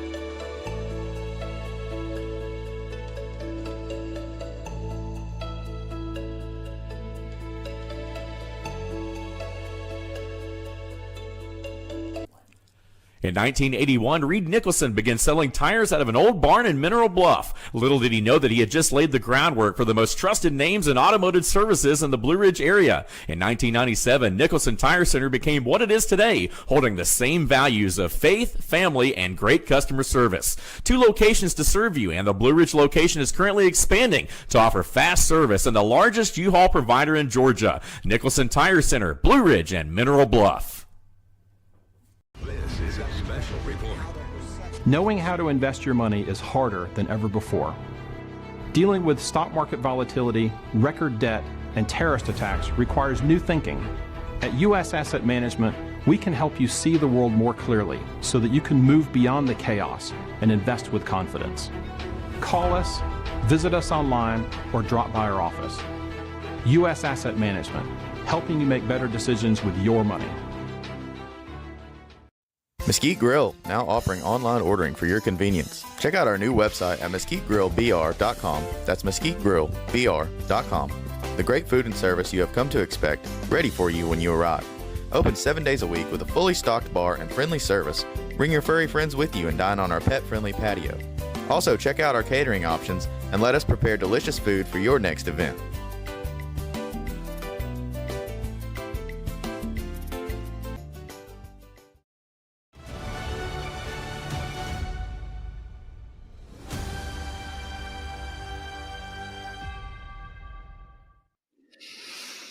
You know that day at work when you say, I wish there was 2 of me. I've got so much to do. I wish there was 2 of me.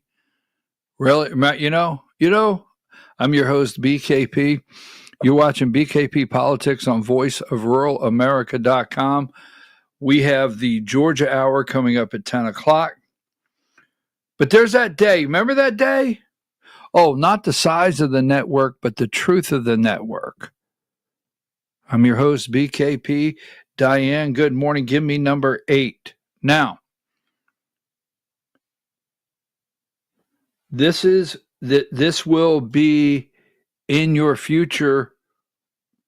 Well, at least it'll be in your children and your grandchildren's future.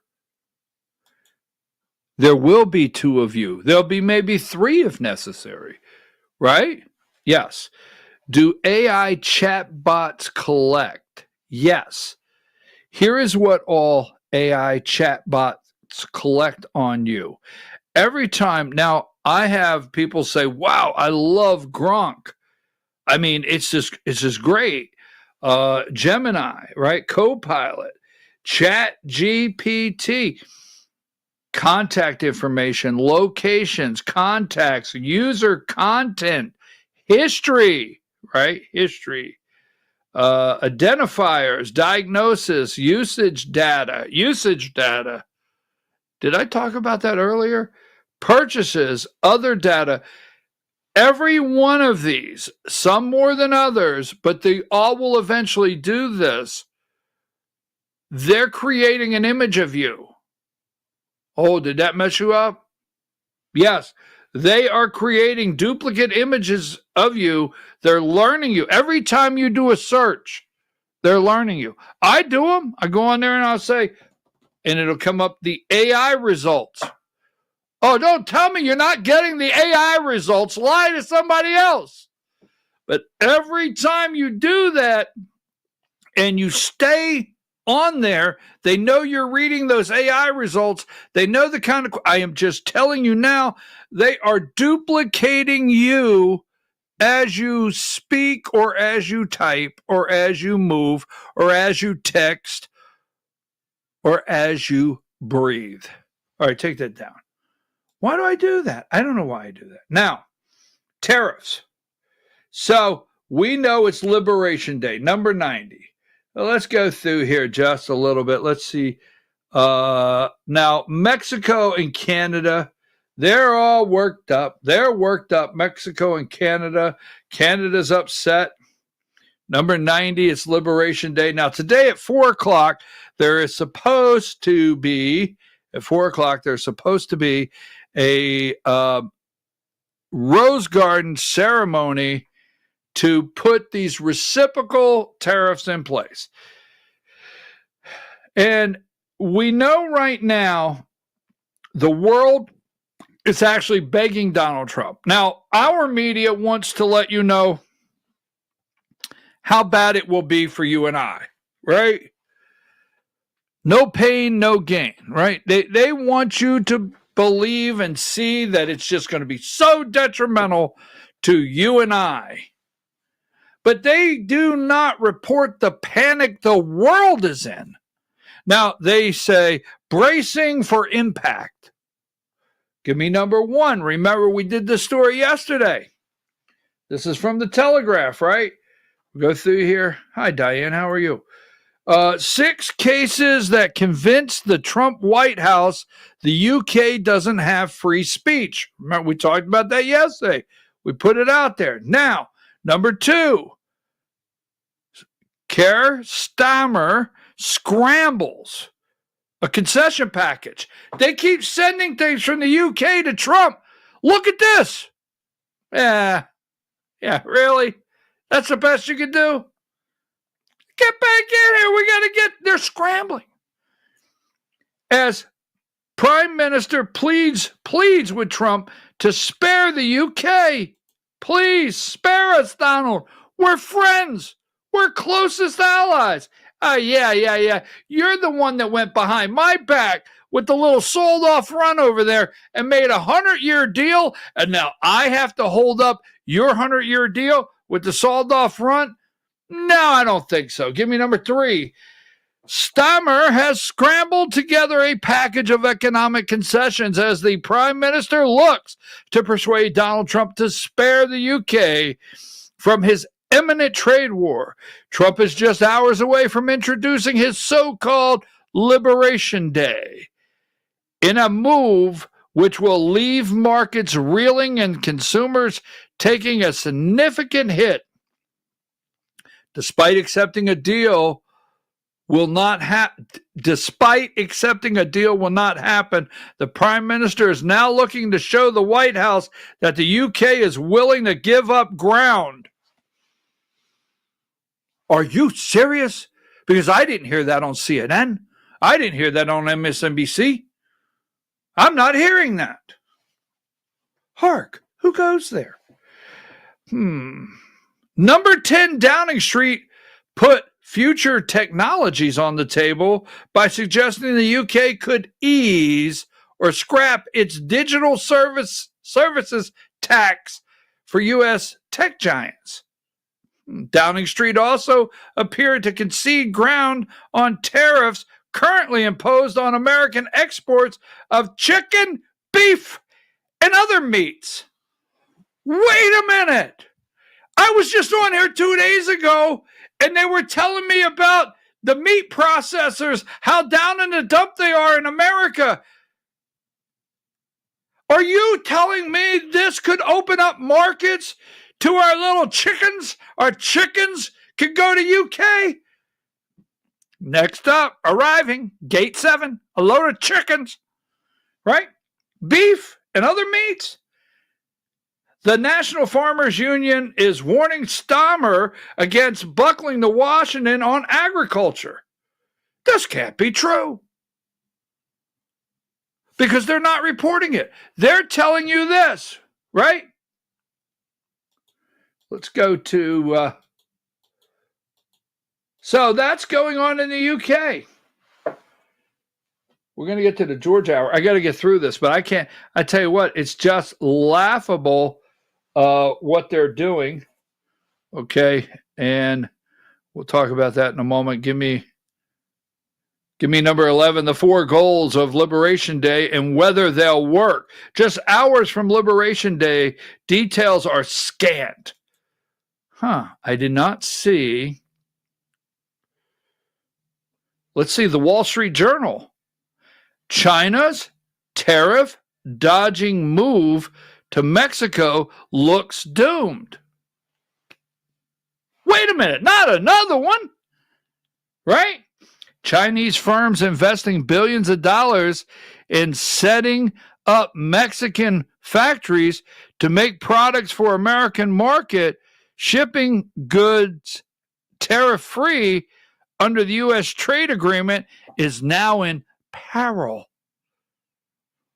Not again. Donald, you're 2 for 2. Let's keep this rolling. Let's see. We keep going. Hold on. There's got to be another one here somewhere. How do I see this? I'm getting there. Number 36, Trump announces sweeping new tariffs today. All right. Number 38, Katie Frost works for CNN.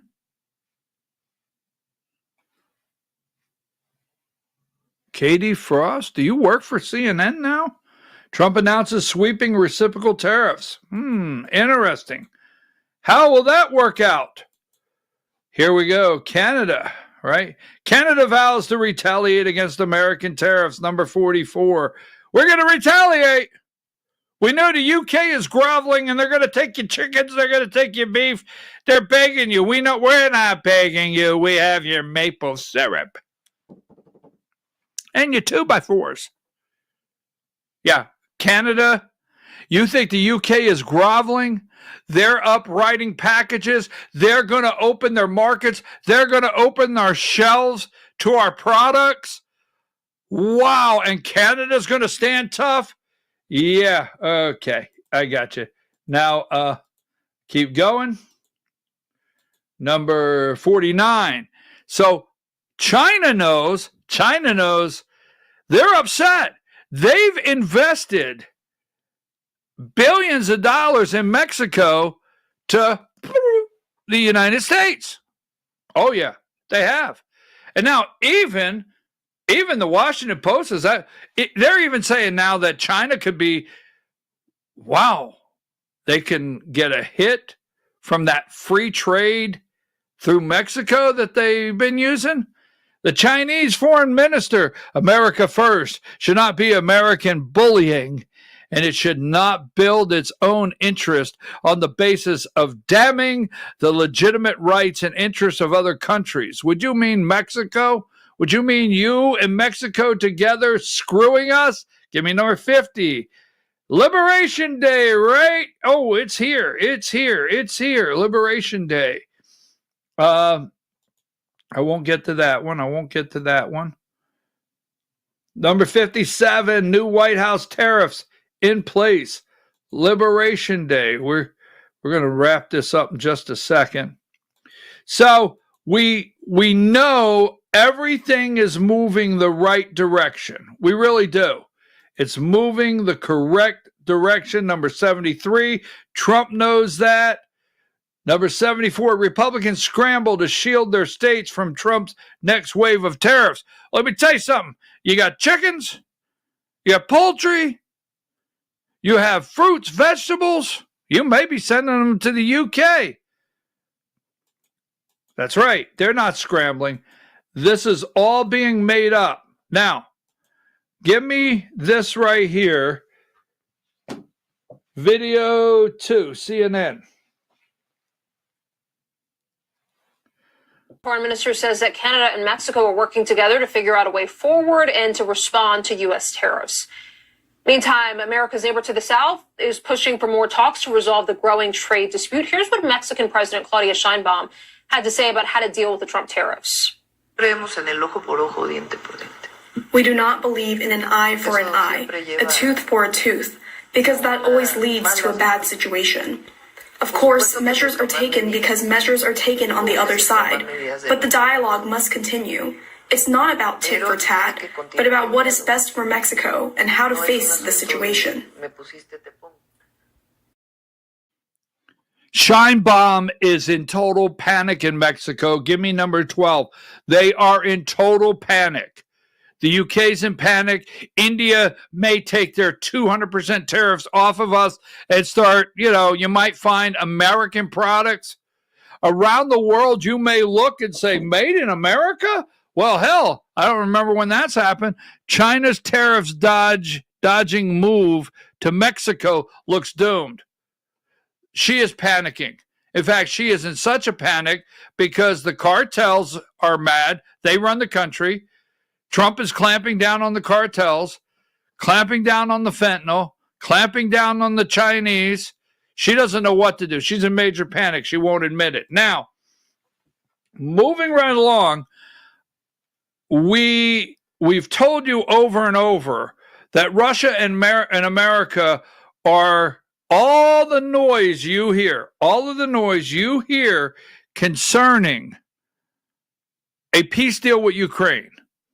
We told you all along, Russia and America, one day it's on, one day it's off. We are working on normalizing relationships. So is people in Europe. It's not what they want you to believe. So give me number 9. Number 9.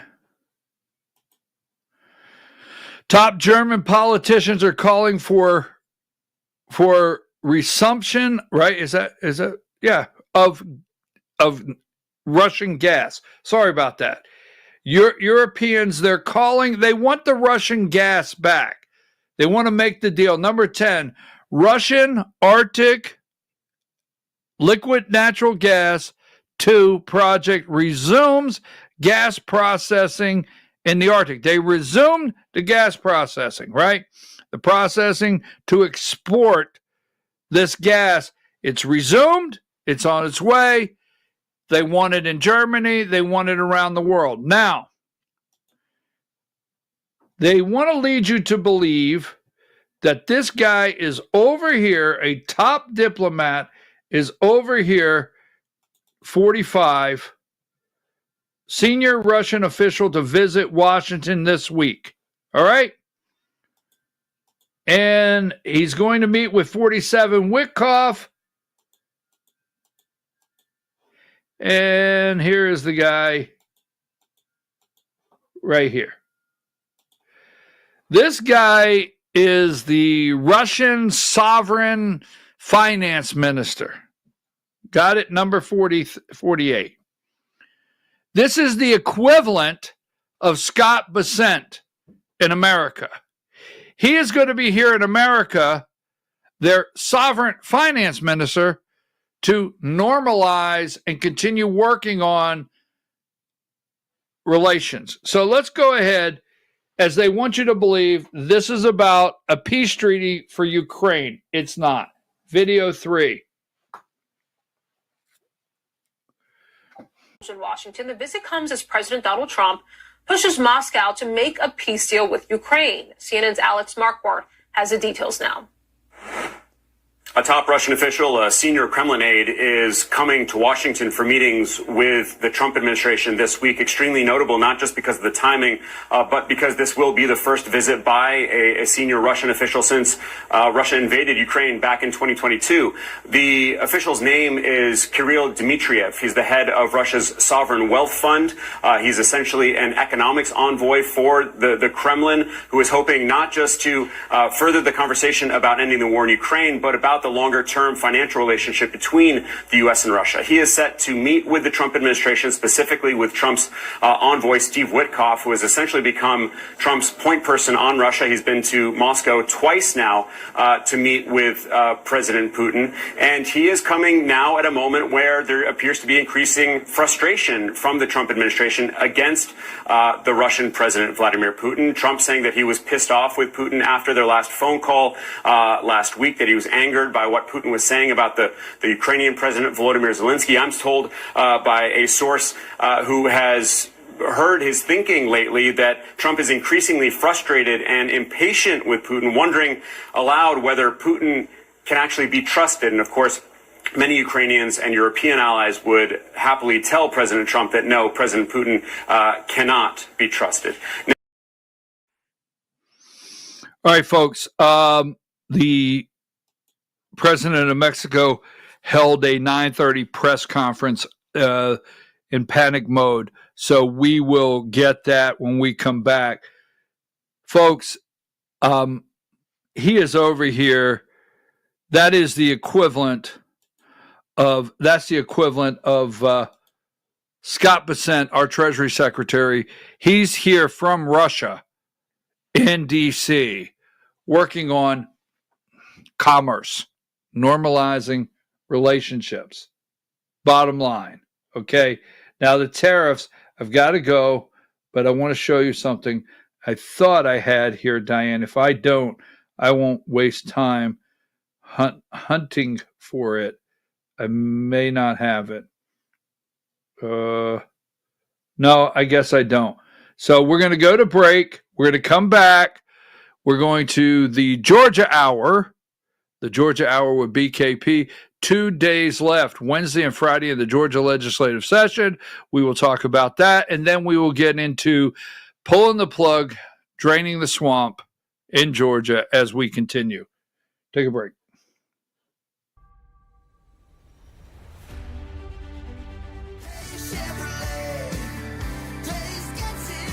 When Truck Month is here, the Silverados disappear at Days Chevrolet in Jasper. Pick your Silverado 1500 Crew Cab and save up to $12,500. And if you think the discount is big, wait till you see the selection. Come save up to $12,500 off Silverado 1500 Crew Cabs at Days Chevrolet in Jasper. Together, let's drive. Larry's Body Shop in Ellijay. Family owned and operated since 1978. The latest in cutting-edge digital technology and state-of-the-art equipment allow our iCard Gold Class certified technicians to restore your vehicle. Our second-to-none customer service will work directly with your insurance company. Major accident or minor fender bender, we take the dents out of accidents. Larry's Body Shop, North Georgia's #1 body shop. Visit us at collisiondecision.com. Why give your money to liberal media companies? Put your marketing needs in the hands of a conservative marketing professional and start getting results today. FYN Media Group, one of the top digital marketing agencies in Georgia, specializes in website design and hosting, social media promotion and management, and so much more. Visit FYNmediagroup.com or call 706-889-3564 for a free consultation. Welcome to El Rey Azteca Mexican Restaurant. We invite you to indulge your senses with our from-scratch authentic Mexican food. Whether you are hungry for fajitas or the El Rey Azteca burrito, we offer a wide variety of fine Mexican dishes, drinks, and desserts. Our inviting patio, indoor seating, and bar has a seat for everyone. So come to El Rey Azteca for delicious food, great drinks, good friends, and loads of fun in a casual and friendly atmosphere. Ladies, when you wear elegant jewelry, you become a force to be reckoned with. You shine brighter than the stars in the sky, and your inner beauty radiates like the sun. So embrace the magic, embrace the elegance, and let your jewelry be a reflection of your true, authentic self. My friends over at North Georgia Diamond know what a woman wants. Go see them for the perfect gift. And remember, when it comes to elegance, there's no such thing as too much. Come see us at North Georgia Diamond. We're igniting passion one sparkle at a time.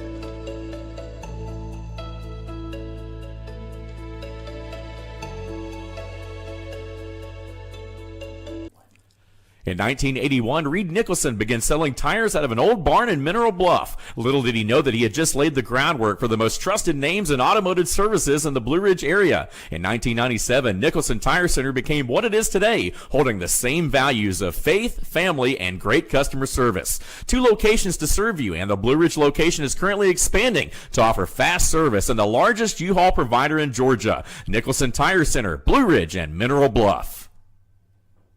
This is a special report. Knowing how to invest your money is harder than ever before.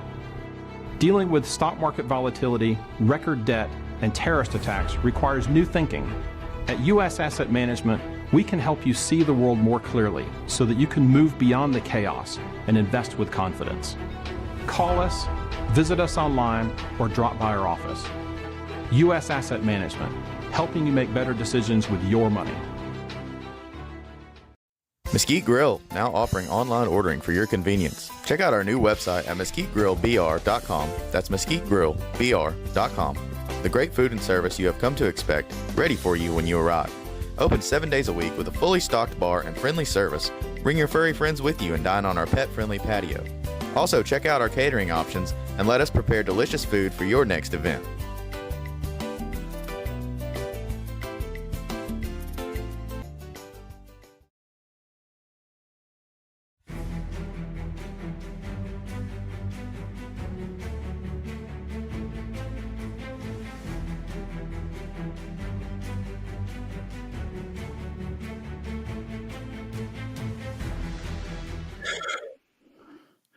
How are you folks? I'm your host, BKP, and it's time for the Georgia Hour.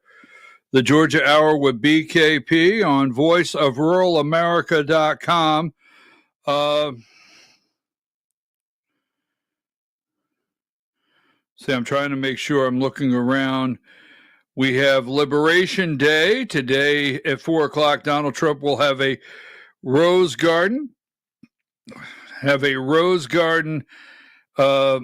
ceremony for Liberation Day, and we'll get into that a little later. But we do dedicate this time between 10 and 11 daily to the Georgia Hour and what's going on in Georgia.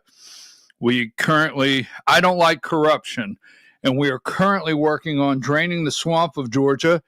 And I actually had a great conversation yesterday with someone. I tell you what, I'm talking to people all over the state, and I'm asking the question, do you think the key to the first lock to clean the swamp up is to stop the swamp of the Georgia GOP Inc.? And overwhelmingly, the answer is yes, overwhelmingly.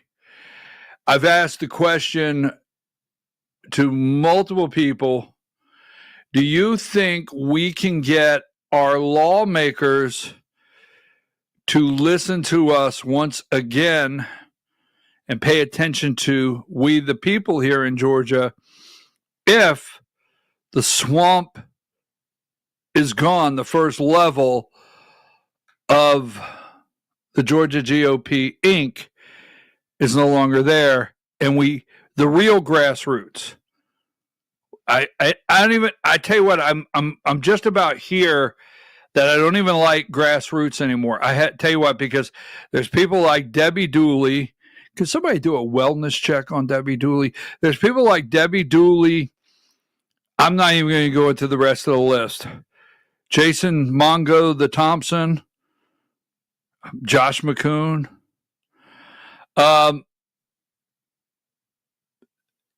They have used, Candace Taylor, the word grassroots inappropriately. So we are working overtime, hours and hours, getting messages here at 5:30 a.m., messages at 10 o'clock at night, and phone calls all day. We're working hours. Diane, I sent you a picture. Can you put it up? It would be, 121. Okay.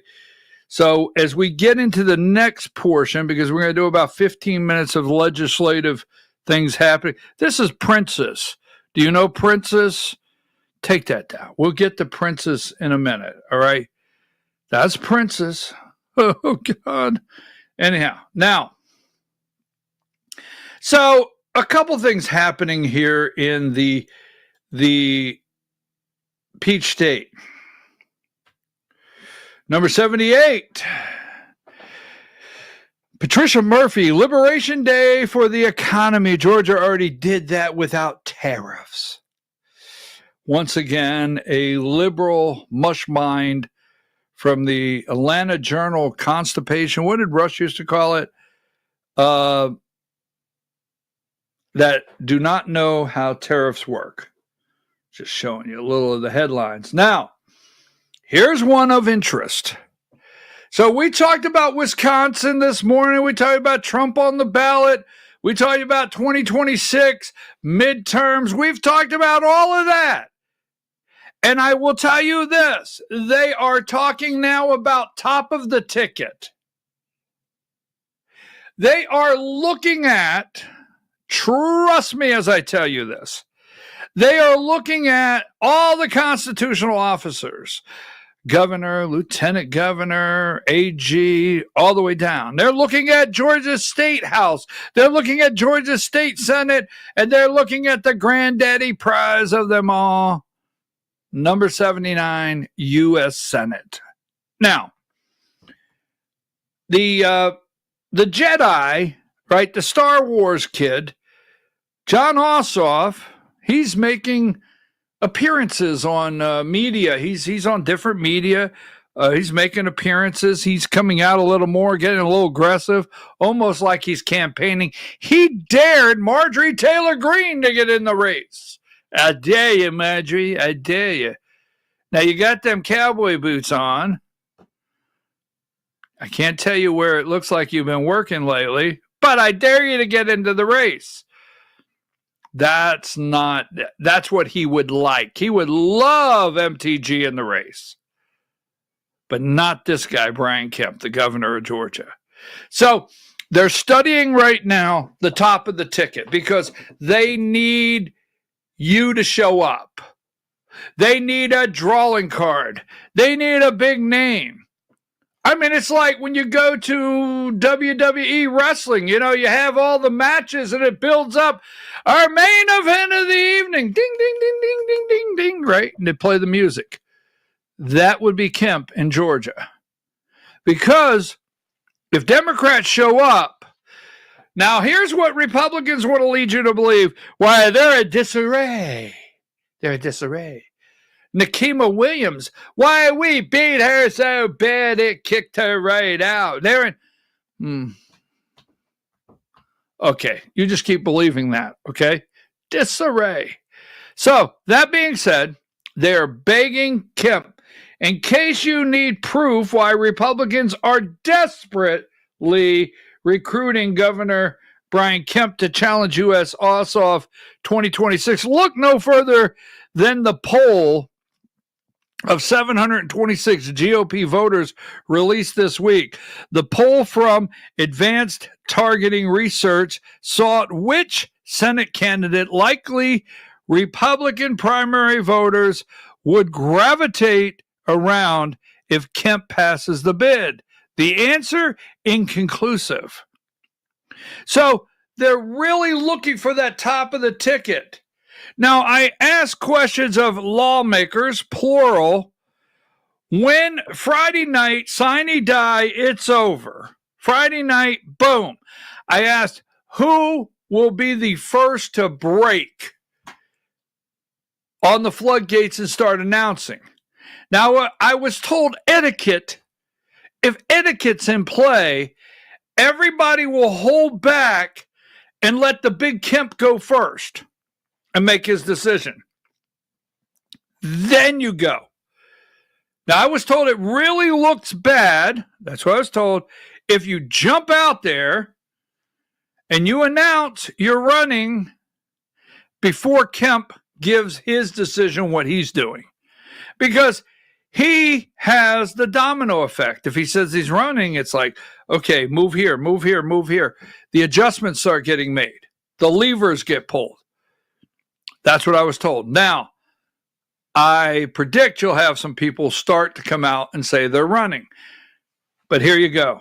Now, the poll, oh, you're going to like this one. Number 80, if Governor Kemp does not run for U.S. Senate in 2026, which of the following hypothetical candidates would you vote for? Brad Raffensperger got 10.3% in this poll. Mike Collins got 10.4%. Then you go to Buddy Carter. John King, 0.6% in this poll. Rich, I love a Texas congresswoman I left my wife and 12 kids for. He got 4.6%. Tyler Harper, 1.2%. Undecided, 35%. Now, this is just a little game they play, but Kemp is the possible. Now, governor. So you have Lucy McBath. Lucy McBath says what? Lucy McBath says that she's suspending her campaign due to, I think, her husband's diagnosed with cancer. Okay, understandable. But if you go in a Wayback Machine, maybe 2 weeks, I told you Keisha Lance Bottoms. Remember, she quit, as she says. Trump said they fired her. Keisha Lance Bottoms, former mayor of Atlanta, says she quit, and I told you she's going to run for governor. So that is still out there floating around, Keisha Lance Bottoms. But this guy here, number 81, I think I brought this one up. I guarantee you we could find somewhere where I told you to keep an eye on Jason.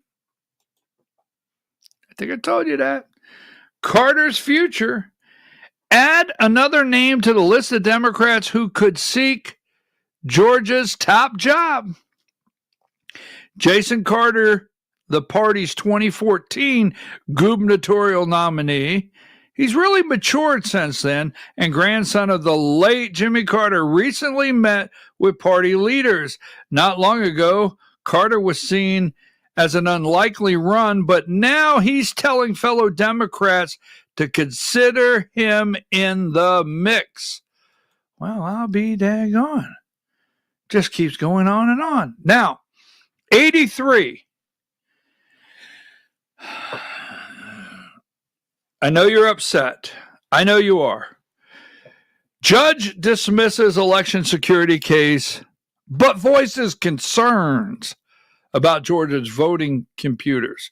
Now, why would you write a 23-page decision? She wrote a 23-page decision to dismiss the case.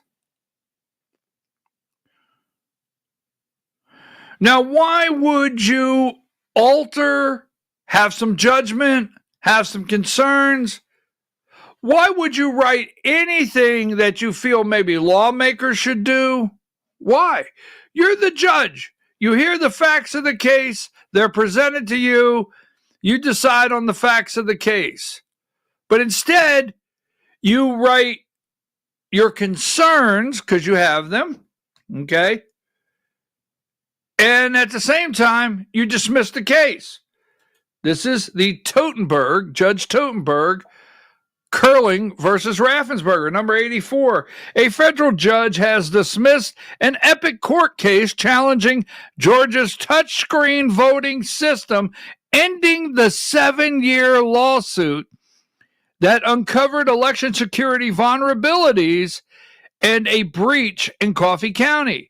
U.S. District Judge Amy Totenberg closed the case Monday, but cited substantial concerns about Georgia's voting technology, which used touchscreen to print paper ballots.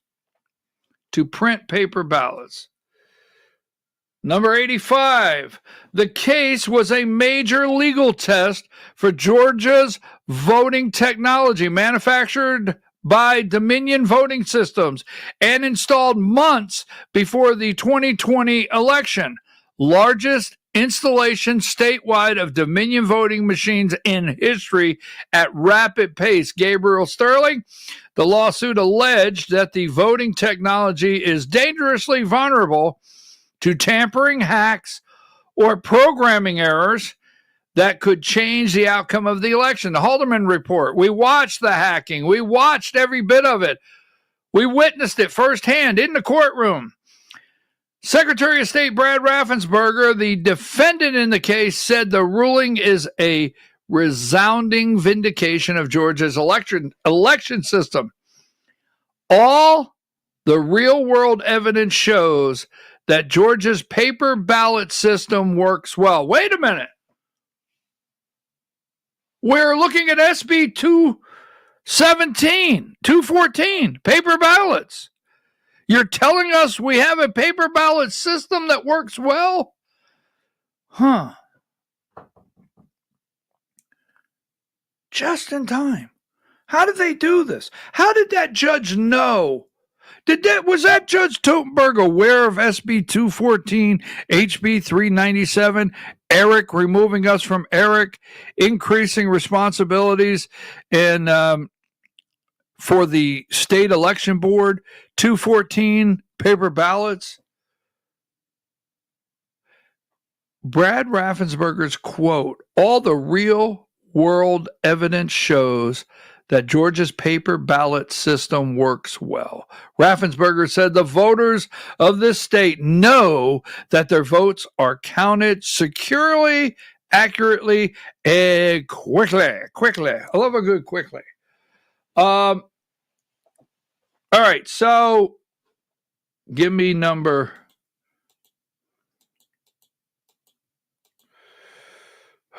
I want that one before we close this segment. 91.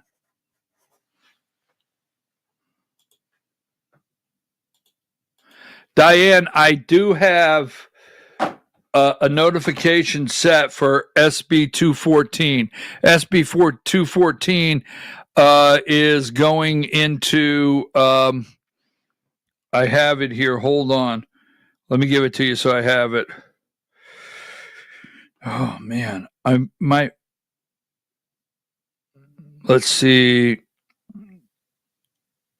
HB 397 and SB 214 is going to go in there, I think. But I have a notification set for that. So, folks, the very second I get notified, it's on the floor for a vote, and it passes. I don't know what the final language looks like. We will get it out to you. So,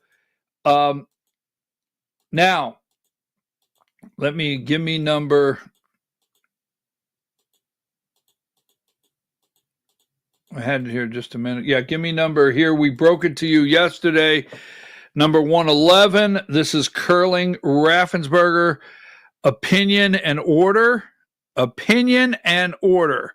She gave her opinion, but then she gets to the last page, number 112. It says the plaintiff doesn't have standing. Why would you give any opinion on this? Why did you hear the case for 7 years? Why did this case take 7 years? 7 years to say we do not have standing. The court lacks jurisdiction to consider the merits of the plaintiff's claim. The claim is therefore dismissed. Close the case. Nothing else said. March 31st. Honorable Amy Totenberg. 7 years. Donald Trump, this is a federal judge that needs removed from the bench. Oh, my God, there he goes on that removing from the bench stuff. 7 years. An opinion written. Millions of dollars in a case. And we don't have standing. What the hell? Here is Gabe Sterling, number 116. I don't know why I do stuff, folks. Gabriel Sterling, lawsuit over Georgia's voting machine dismissed. Atlanta News First. Play video 9, please. I don't know how long. It's 2 minutes. I might get out, but video 9.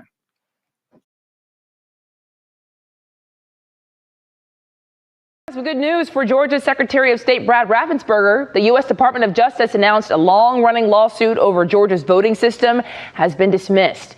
Curling versus Raffensperger was filed back in 2017 by individual voters and the Coalition for God Governance. The lawsuit alleged that the state's electronic ballot marking devices cannot be counted on to reliably record voters, endangering the constitutional right to vote. Well, a judge dismissed those claims, ruling litigants to demonstrate any concrete legal harm. Raffensperger celebrated the ruling, saying, and I quote, "Today's ruling is just one more resounding vindication of Georgia's elections." Yes, that's what Gabriel Sterling said, number 116. Then you have 117. After 7.5 years with millions of taxpayer dollars wasted, we prevailed in the curling case. Their election denying claims, that would be me, were always meritless. No evidence of the real issues. This was an irresponsible case cited by election deniers, that would be me, of all stripes. I got stripes, fruit stripe gum, to undermine faith in our elections and institutions. Now, first of all, Gabriel, let me remind you of something. Are you ready? They dismissed it saying we didn't have standing.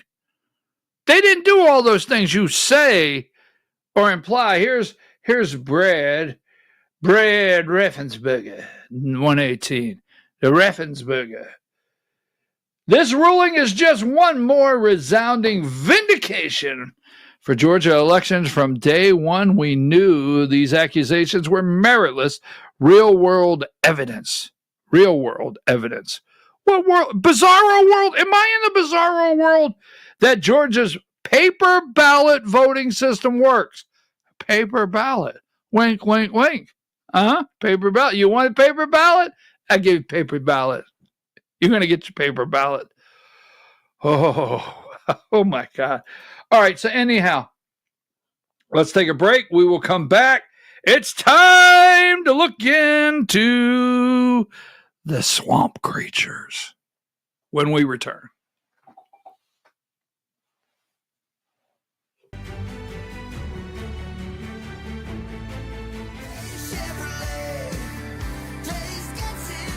When Truck Month is here, the Silverados disappear at Days Chevrolet in Jasper. Pick your Silverado 1500 Crew Cab and save up to $12,500. And if you think the discount is big, wait till you see the selection. Come save up to $12,500 off Silverado 1500 Crew Cabs at Days Chevrolet in Jasper. Together, let's drive. Larry's Body Shop in Ellijay. Family owned and operated since 1978. The latest in cutting edge digital technology and state of the art equipment allow our iCar Gold Class certified technicians to restore your vehicle. Our second to none customer service will work directly with your insurance company. Major accident or minor fender bender, we take the dents out of accidents. Larry's Body Shop, North Georgia's #1 body shop. Visit us at collisiondecision.com. Why give your money to liberal media companies? Put your marketing needs in the hands of a conservative marketing professional and start getting results today. FYN Media Group, one of the top digital marketing agencies in Georgia, specializes in website design and hosting, social media promotion and management, and so much more. Visit FYNmediagroup.com or call 706-889-3564 for a free consultation. Welcome to El Rey Azteca Mexican Restaurant. We invite you to indulge your senses with our from-scratch authentic Mexican food. Whether you are hungry for fajitas or the El Rey Azteca burrito, we offer a wide variety of fine Mexican dishes, drinks, and desserts. Our inviting patio, indoor seating, and bar has a seat for everyone. So come to El Rey Azteca for delicious food, great drinks, good friends, and loads of fun in a casual and friendly atmosphere. Ladies, when you wear elegant jewelry, you become a force to be reckoned with. You shine brighter than the stars in the sky, and your inner beauty radiates like the sun. So embrace the magic, embrace the elegance, and let your jewelry be a reflection of your true, authentic self. My friends over at North Georgia Diamond know what a woman wants. Go see them for the perfect gift. And remember, when it comes to elegance, there's no such thing as too much. Come see us at North Georgia Diamond. We're igniting passion one sparkle at a time.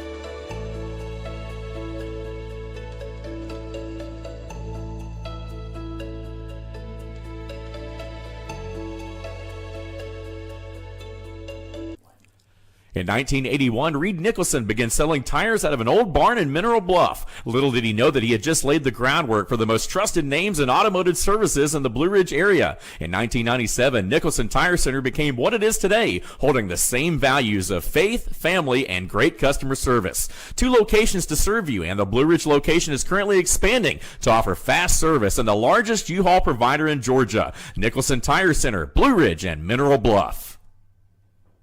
This is a special report. Knowing how to invest your money is harder than ever before. Dealing with stock market volatility, record debt, and terrorist attacks requires new thinking. At U.S. Asset Management, we can help you see the world more clearly so that you can move beyond the chaos and invest with confidence. Call us, visit us online, or drop by our office. U.S. Asset Management, helping you make better decisions with your money. Mesquite Grill, now offering online ordering for your convenience. Check out our new website at mesquitegrillbr.com. That's mesquitegrillbr.com. The great food and service you have come to expect, ready for you when you arrive. Open 7 days a week with a fully stocked bar and friendly service. Bring your furry friends with you and dine on our pet-friendly patio. Also, check out our catering options and let us prepare delicious food for your next event.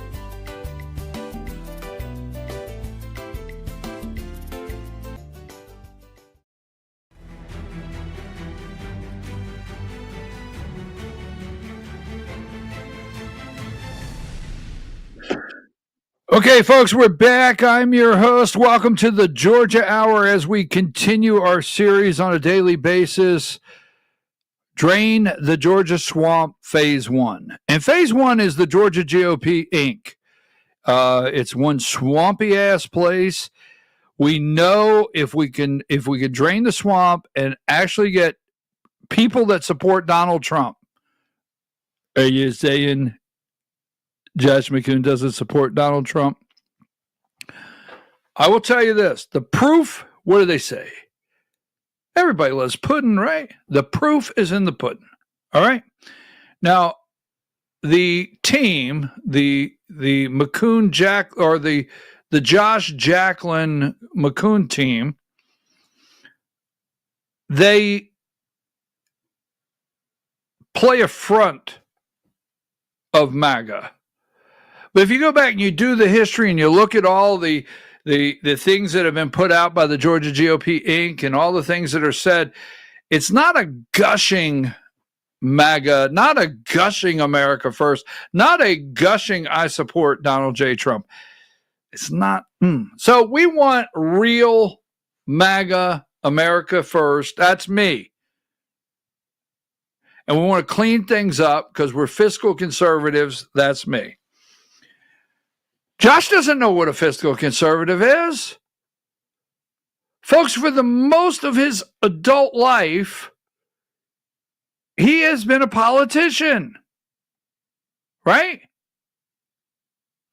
So, all right, moving right along. Don't want to get stuck. Now, that being said, we'll have our fun after we get serious, because I got a little fun we're going to make today. Because I'm in one of those moods. We'll have a little fun.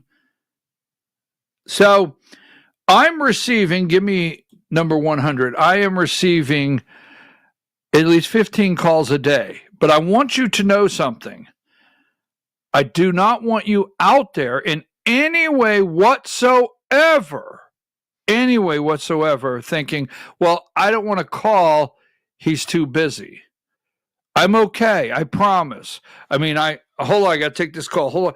That's okay. I'm all right with that. You need to know that. You have something, you have information, get on the hotline.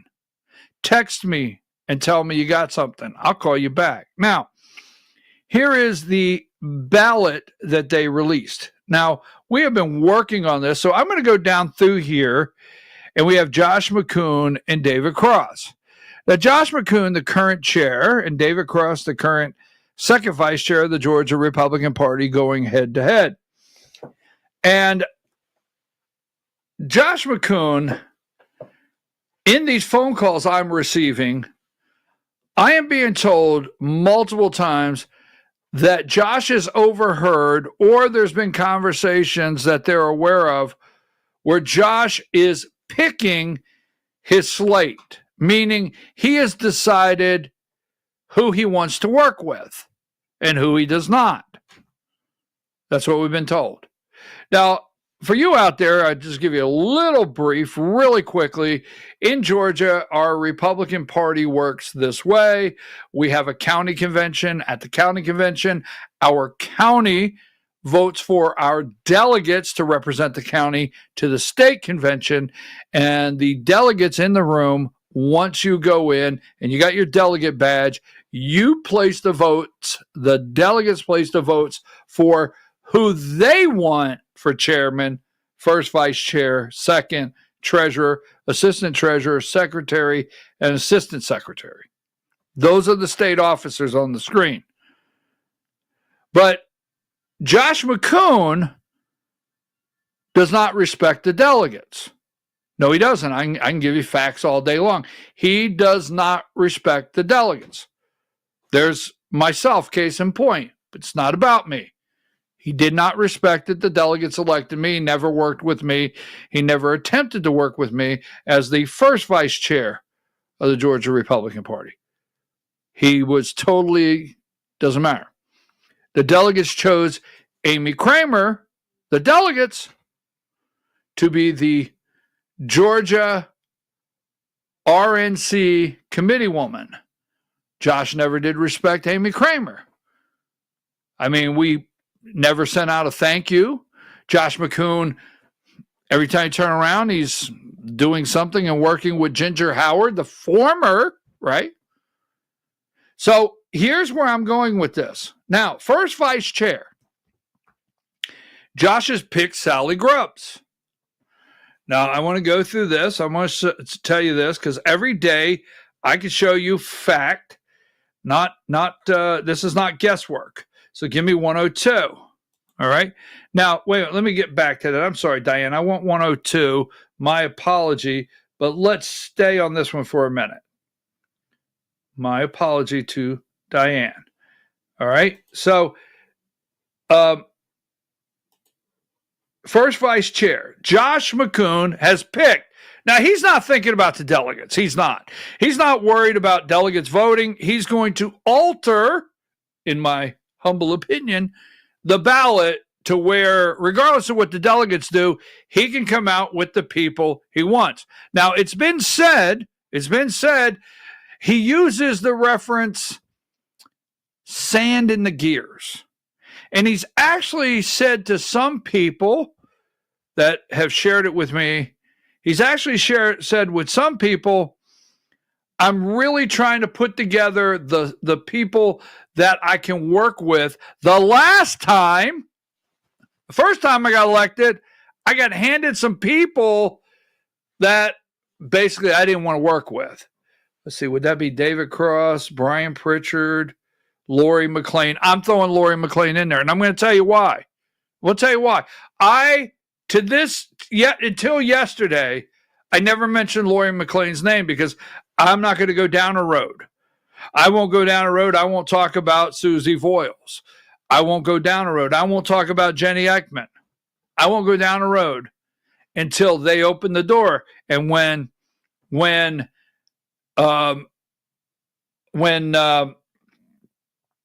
Lori McLean put out some tweets, she opened the door. So Josh is choosing his lineup, and they're altering things. Now, they flat out altered, and they disregarded Lisa Pierce. Now, do you have that number? Did I give you the number? First vice chair, there's two candidates. Now, this is Lisa Pierce. I'm sorry. I'll get the number for you, Diane. I thought I gave it to you earlier and told you to hold on. I'll get it. Number 102. And then go back to 100 when I tell you. So this is Lisa Pierce, okay? Lisa Pierce is Upton County GOP chair. We did the whole story, sent her intent resume in for first vice chair. Now, Josh and Sally Grubbs, go ahead and give me the duo, 91. Why, they're friendly. 91. Now, Josh and Sally Grubbs, in my opinion, have made a decision number, is that 91? That's not 91. Give me 91. Oh, my mistake. My apology. I was on the wrong day. I was rolling right along here. I really apologize. Don't yell at me, okay? I feel it coming. I had it here a minute. Give me 115. Bingo. So Josh and Sally. Sally is the candidate there for first vice chair. That's the lady over there. And Josh, Lisa Pierce sends in her proper documentation for the ballot. It takes 9 days. 9 days. Now, here's what I'd like to see. I'm going to tell you right now what I'd like to see. I'd like to see their communication between those dates. Yes. I would like to see a candidate take them to court. I would. This is what I like to see. I'd like to see a candidate take them to court and see his, her, maybe Jacqueline's will throw in there, right? Alex Kaufman will throw him in there. Let's throw Jason Thompson in. Let's throw Debbie Dooley in there. Why not? I would love for 9 days. We'll just go with that window to see their communications while Lisa Pierce was waiting and got denied, or thinking she was on the ballot and got denied. I bet those are some interesting reads, because they will get together and work out strategy. Oh, we'll show you that later. So go back to 100. So Sally Grubbs, right? She also took out Cobb County. Go to 99. Sally Grubbs took out Sophia. Well, it's of my opinion. I mean, I would like to see the communications there.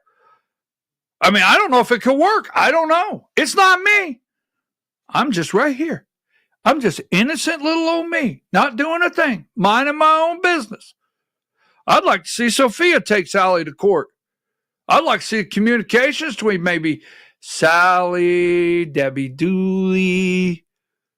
We'll throw in Bill Simons. We'll throw him in. Let's see, who else? Oh, Josh. Let's put Josh there. I'd love to see all their communication. Maybe Matt Strout. What's his name? The guy that we hear said, hey, Sally, I've got Mary Clarice here, Hathaway, right? So that's over here, right? Do I have that today? I don't think I have that one today. So I'd like to see that communication. I think Sophia should see it. So, Sally, you got your fingers in a whole lot of stuff. You wash your damn hands, woman. All right, so now let's go back to 100. Oh, they're bad people. They're very, very bad people. Bad people. Okay? And here's what we got to do. We got to. Now, Marjorie Taylor Greene,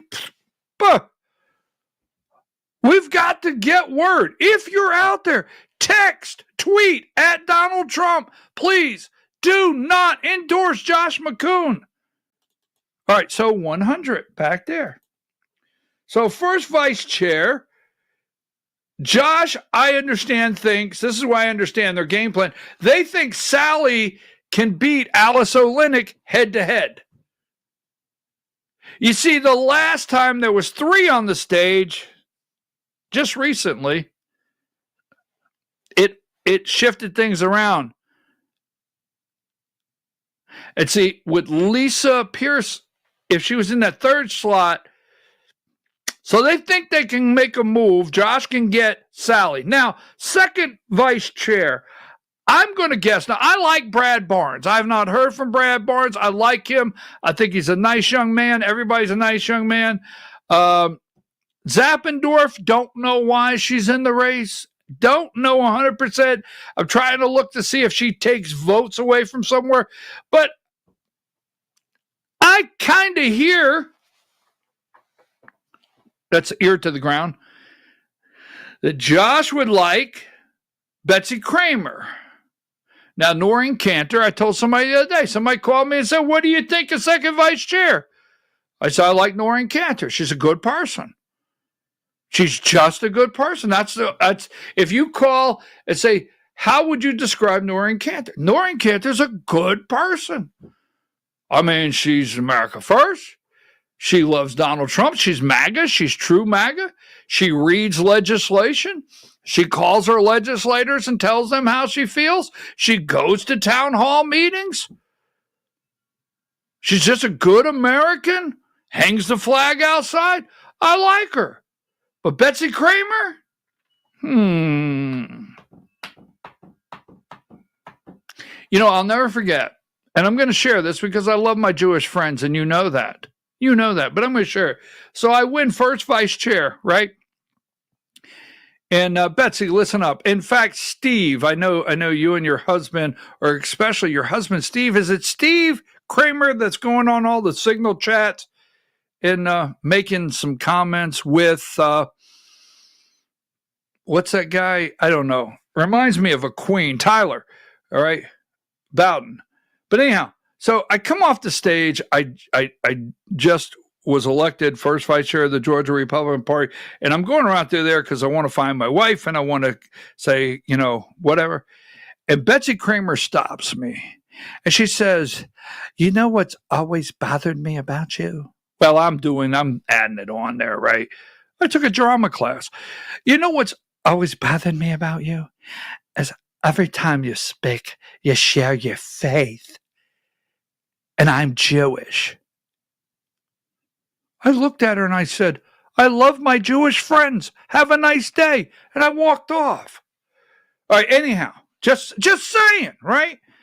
Oh, bada bing, bada boom. Now, let's get down to treasurer. We're going to stop there for a brief one. We're going to take a stop. Treasurer, okay? Lori McClain. Josh wants rid of her. My opinion. Josh wants Lori McClain out. Why? Because she wants to look. Why? Because the truth is coming out, Josh. Why? We told you yesterday. Josh stands up before the executive committee for, 10 minutes. He doesn't say, do you want an outside audit? So he puts poison in the lemonade and says, would you like some lemonade? And he's going around bragging, well, no one wanted a forensic audit. I asked.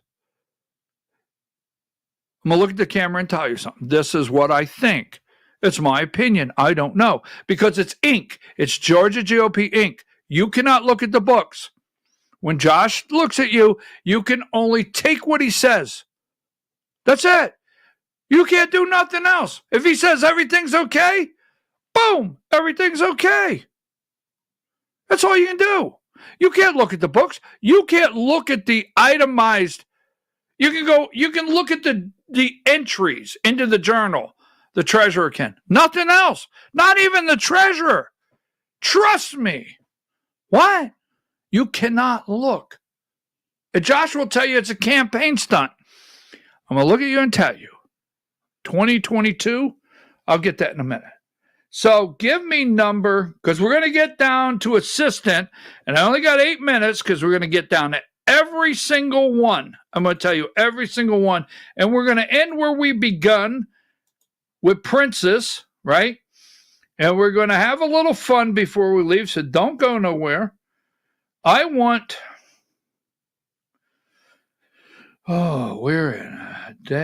in the Sam Hill is it? I thought I had it yesterday. I think I pulled it over here. I'll have it here in a second. Where's my two little tweets? Oh, we're going to have some fun before we leave. You do not want to leave. All right, it's number 19, 119. All right. Now, this is Lori McClain. She's the treasurer. The Georgia GOP treasurer has virtually no role in overseeing or managing the party's finances. I signed the campaign disclosure reports and put together the most comprehensive treasurer report I can when we have a meeting. The last meeting we had was in August of 2024. I will try to get everything together for what information I have for the state committee meeting in June. Then she went on to say, the last audit was done as of 12/31/2022. A financial statement is a little value to us. An internal examination would be of more value and less cost. I'm of the opinion if we had a really good audit and we opened the books and we looked at like why a Dominion lobbyist or then a Dominion lobbyist got $1 million, where all these groups that got money, all these contracts, you realize the Georgia GOP Inc. that Josh McCoon and David Schaefer, regardless if you're a chairman, you can sign a contract with anyone, no questions asked. The executive committee never has to play a role. Realize the last executive committee was, in August, September, October, November, December, January, February, March. We're April, right? All of the stuff, August, September, October, November, 90 days. There was no decisions to be made before the election. Really? So we need a thorough start over, clean up, see where the money really comes in and goes. Because Josh says it's in and out. So let's go back to 100. We won't get stuck there. We've got to wrap up because I have a closer. You may think the assistant secretary is a simple one. Okay, so Josh McCoon, I understand. I get phone calls that Josh got Jeff Fulton County. Josh has pulled Jeff into it. And I'm for sure, after Lori has told everybody under the sun, McLean treasurer, that, basically I can't see what you want me to see. I can't report what you want me to report. And Josh won't share what I need to see or thinks maybe I'll see something I shouldn't. Boy, I'd like to say that again, but I can't. So Josh wants to work with Jeff. He has told people he wants to work with Jeff, not with Lori. My opinion, just what I'm hearing in the bring, are in the phone calls. Now, assistant treasurer, we'll leave that one alone. Secretary, we'll leave that one alone for now. Assistant secretary. Now, that leads us to princes. 121, 122, what was that last number? Now, this is Caroline Jeffords, a.k.a. Beauty Queen, right? Now, Caroline Jeffords currently is the secretary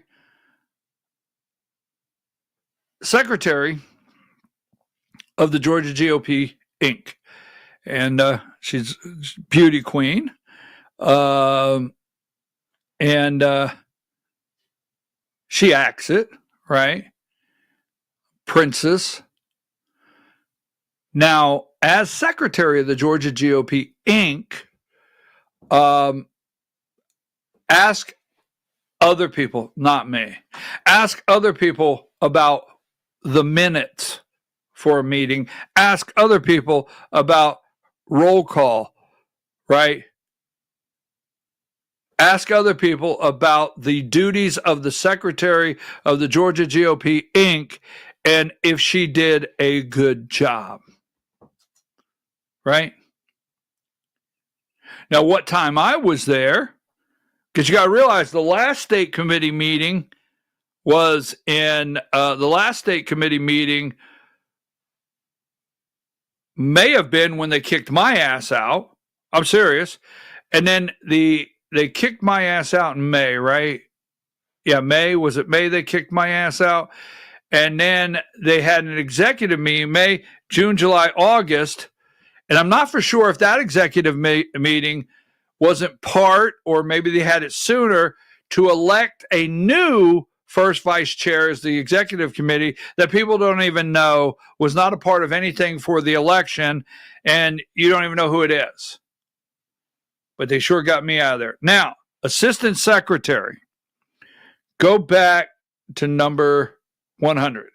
So a young man, he's 18 years old. I have spoke to the young man twice.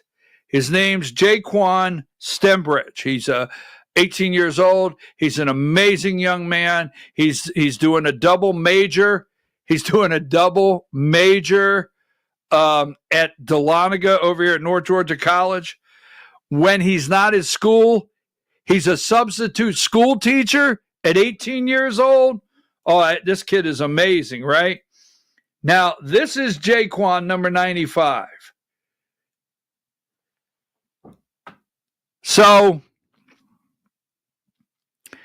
Jaquan Stembridge, Assistant Secretary of the Georgia Republican Party. Nice young man. So, Donald Trump, MAGA, Georgia, right? What did we do? We increased youth vote, right? Republicans, youth vote. And we increased Black, Asian, Latino, Latina.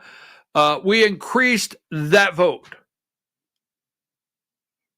This young man is an amazing young man, And he's got quite a resume in the Georgia Republican Party already at 18 years old. He's running for assistant secretary of the Georgia Republican Party against Princess. But I will get more into it tomorrow. So we'll end with this. This is the young man right here that Josh wants to boot. Oh, yeah. Oh, yeah. He wants to trade this guy for 121. Now, I'm going to say something right now that you're not going to like. Everything is a benefit to Josh McCoon. He weighs the benefit, right? If you're a J6er, he steers clear from you to make sure there's no pictures with you. And that way, the AJC doesn't run an article that Josh McCoon stood next to a J6er. And I'll break that one later in the week. If you are black and he can get mileage, sorry, couldn't be candid, and he can benefit, and his wife's company may be able to benefit, he'll take a picture with you. But when there's no benefit, he'll bump the 18-year-old black young man for Princess here. Just saying. Ask Josh, don't ask me. Ask Josh. So go back to 100. Now, 100, as we close, right here.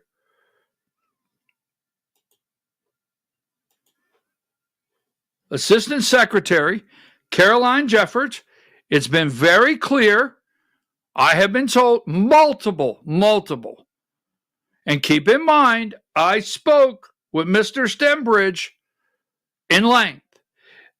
Very clear that Josh McCoon wants Caroline Jeffords and not Jaquan.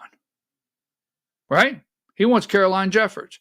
Because he has been very clear in his communications around the state that he went through a group of people that are America first, that would not get in line, that are really MAGA, would not get in line, and he does not want to deal with that again. So he picked his slate, and Caroline Jeffords will be assistant secretary if he has his way about it. Now, here's where, I know you don't like this, but we're going to throw it out there. 95.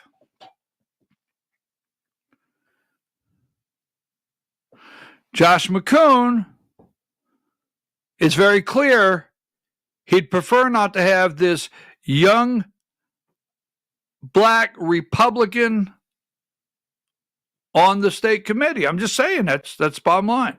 I'm not being ugly about it, and I'm not saying he said anything actually ugly about the young man, but he'd prefer he not be on the state committee, right?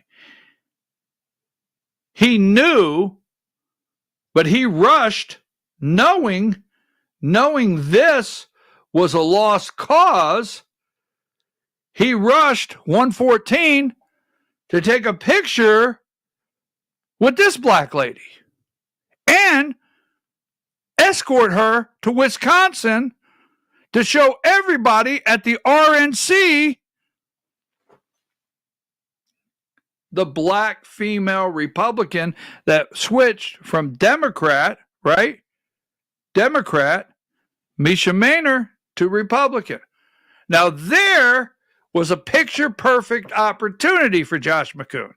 Let me show you a black man that was not a picture-perfect opportunity.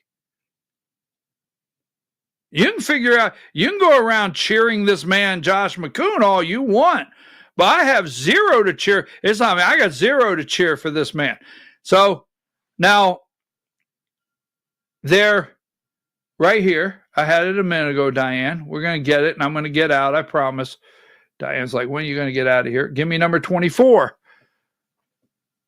Now, this picture opportunity for Josh McCoon came and went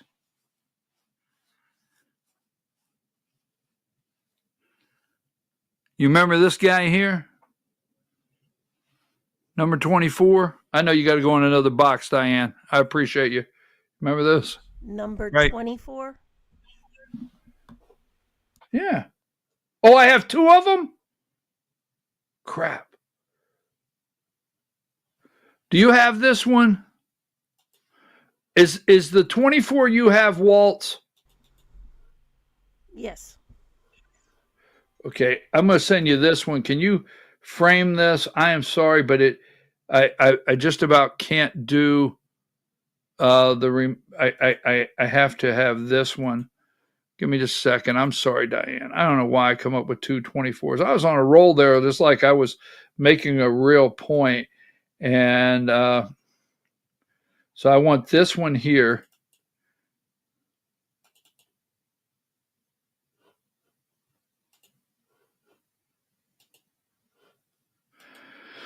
Oh, me, oh my. Because I want to, this one's very important to me to show. There it is.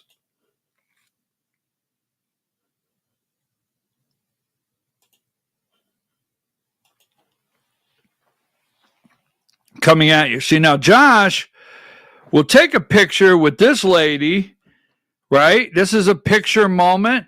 Goes to Wisconsin, RNC, Misha Maynor. Now they knew, Josh McCoon knew the day that she went to the Republican Party that there's no way whatsoever that she's going to win another election as a Republican in that district. But that was a useful picture, right? That was a useful picture. Now, I'm going to show you something. As soon as you get that, box that up for me. You see, Josh did not think that Harrison Floyd was a useful picture. You see, I called him. I called the GOP. I said, hey, this black man, Harrison Floyd, Fonnie Willis has put him in jail. Fonnie Willis has not put bond up for him. He has to sit there. What did he sit there? 7 days, whatever, in the Fulton County Jail? And when he got out, I went down to meet with him. And I asked Josh, I asked the Georgia GOP, let's do a press, but he didn't go down to meet with him. Now, I don't know what you think I'm implying here, but I'll tell you what I'm implying. The facts. The facts. Because, see, I'll go into this tomorrow, and I'm sorry about that, Diane, to hold this up. I'll go into this tomorrow, number 106. I mean, we'd love to see all their communication because, see, here's Debbie Dooley. They make deals, okay? Here's Debbie Dooley and Caroline Jeffords and Sally Grubbs.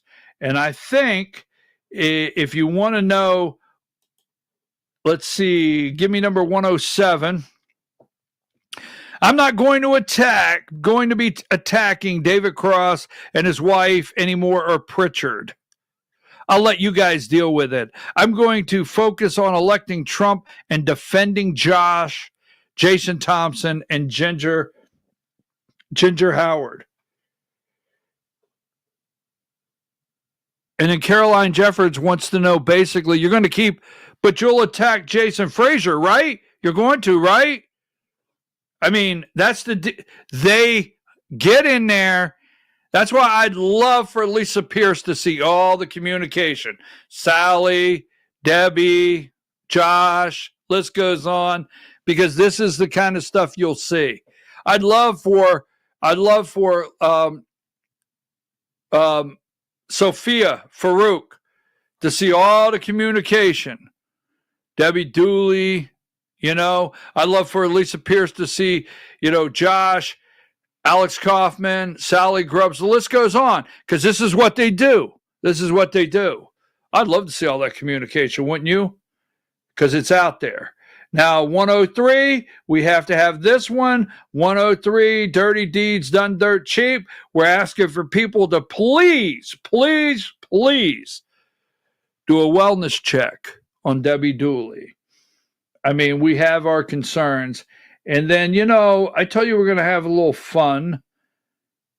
But the Queens, last night, the Queens were out.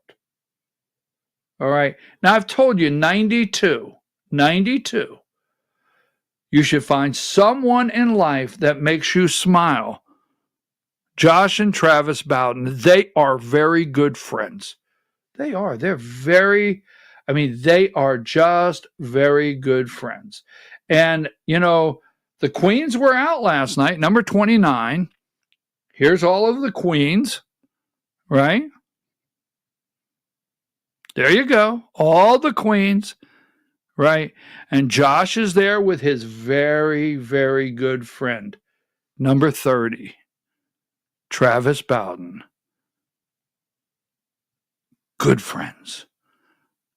I'll see you tomorrow morning, 8 a.m.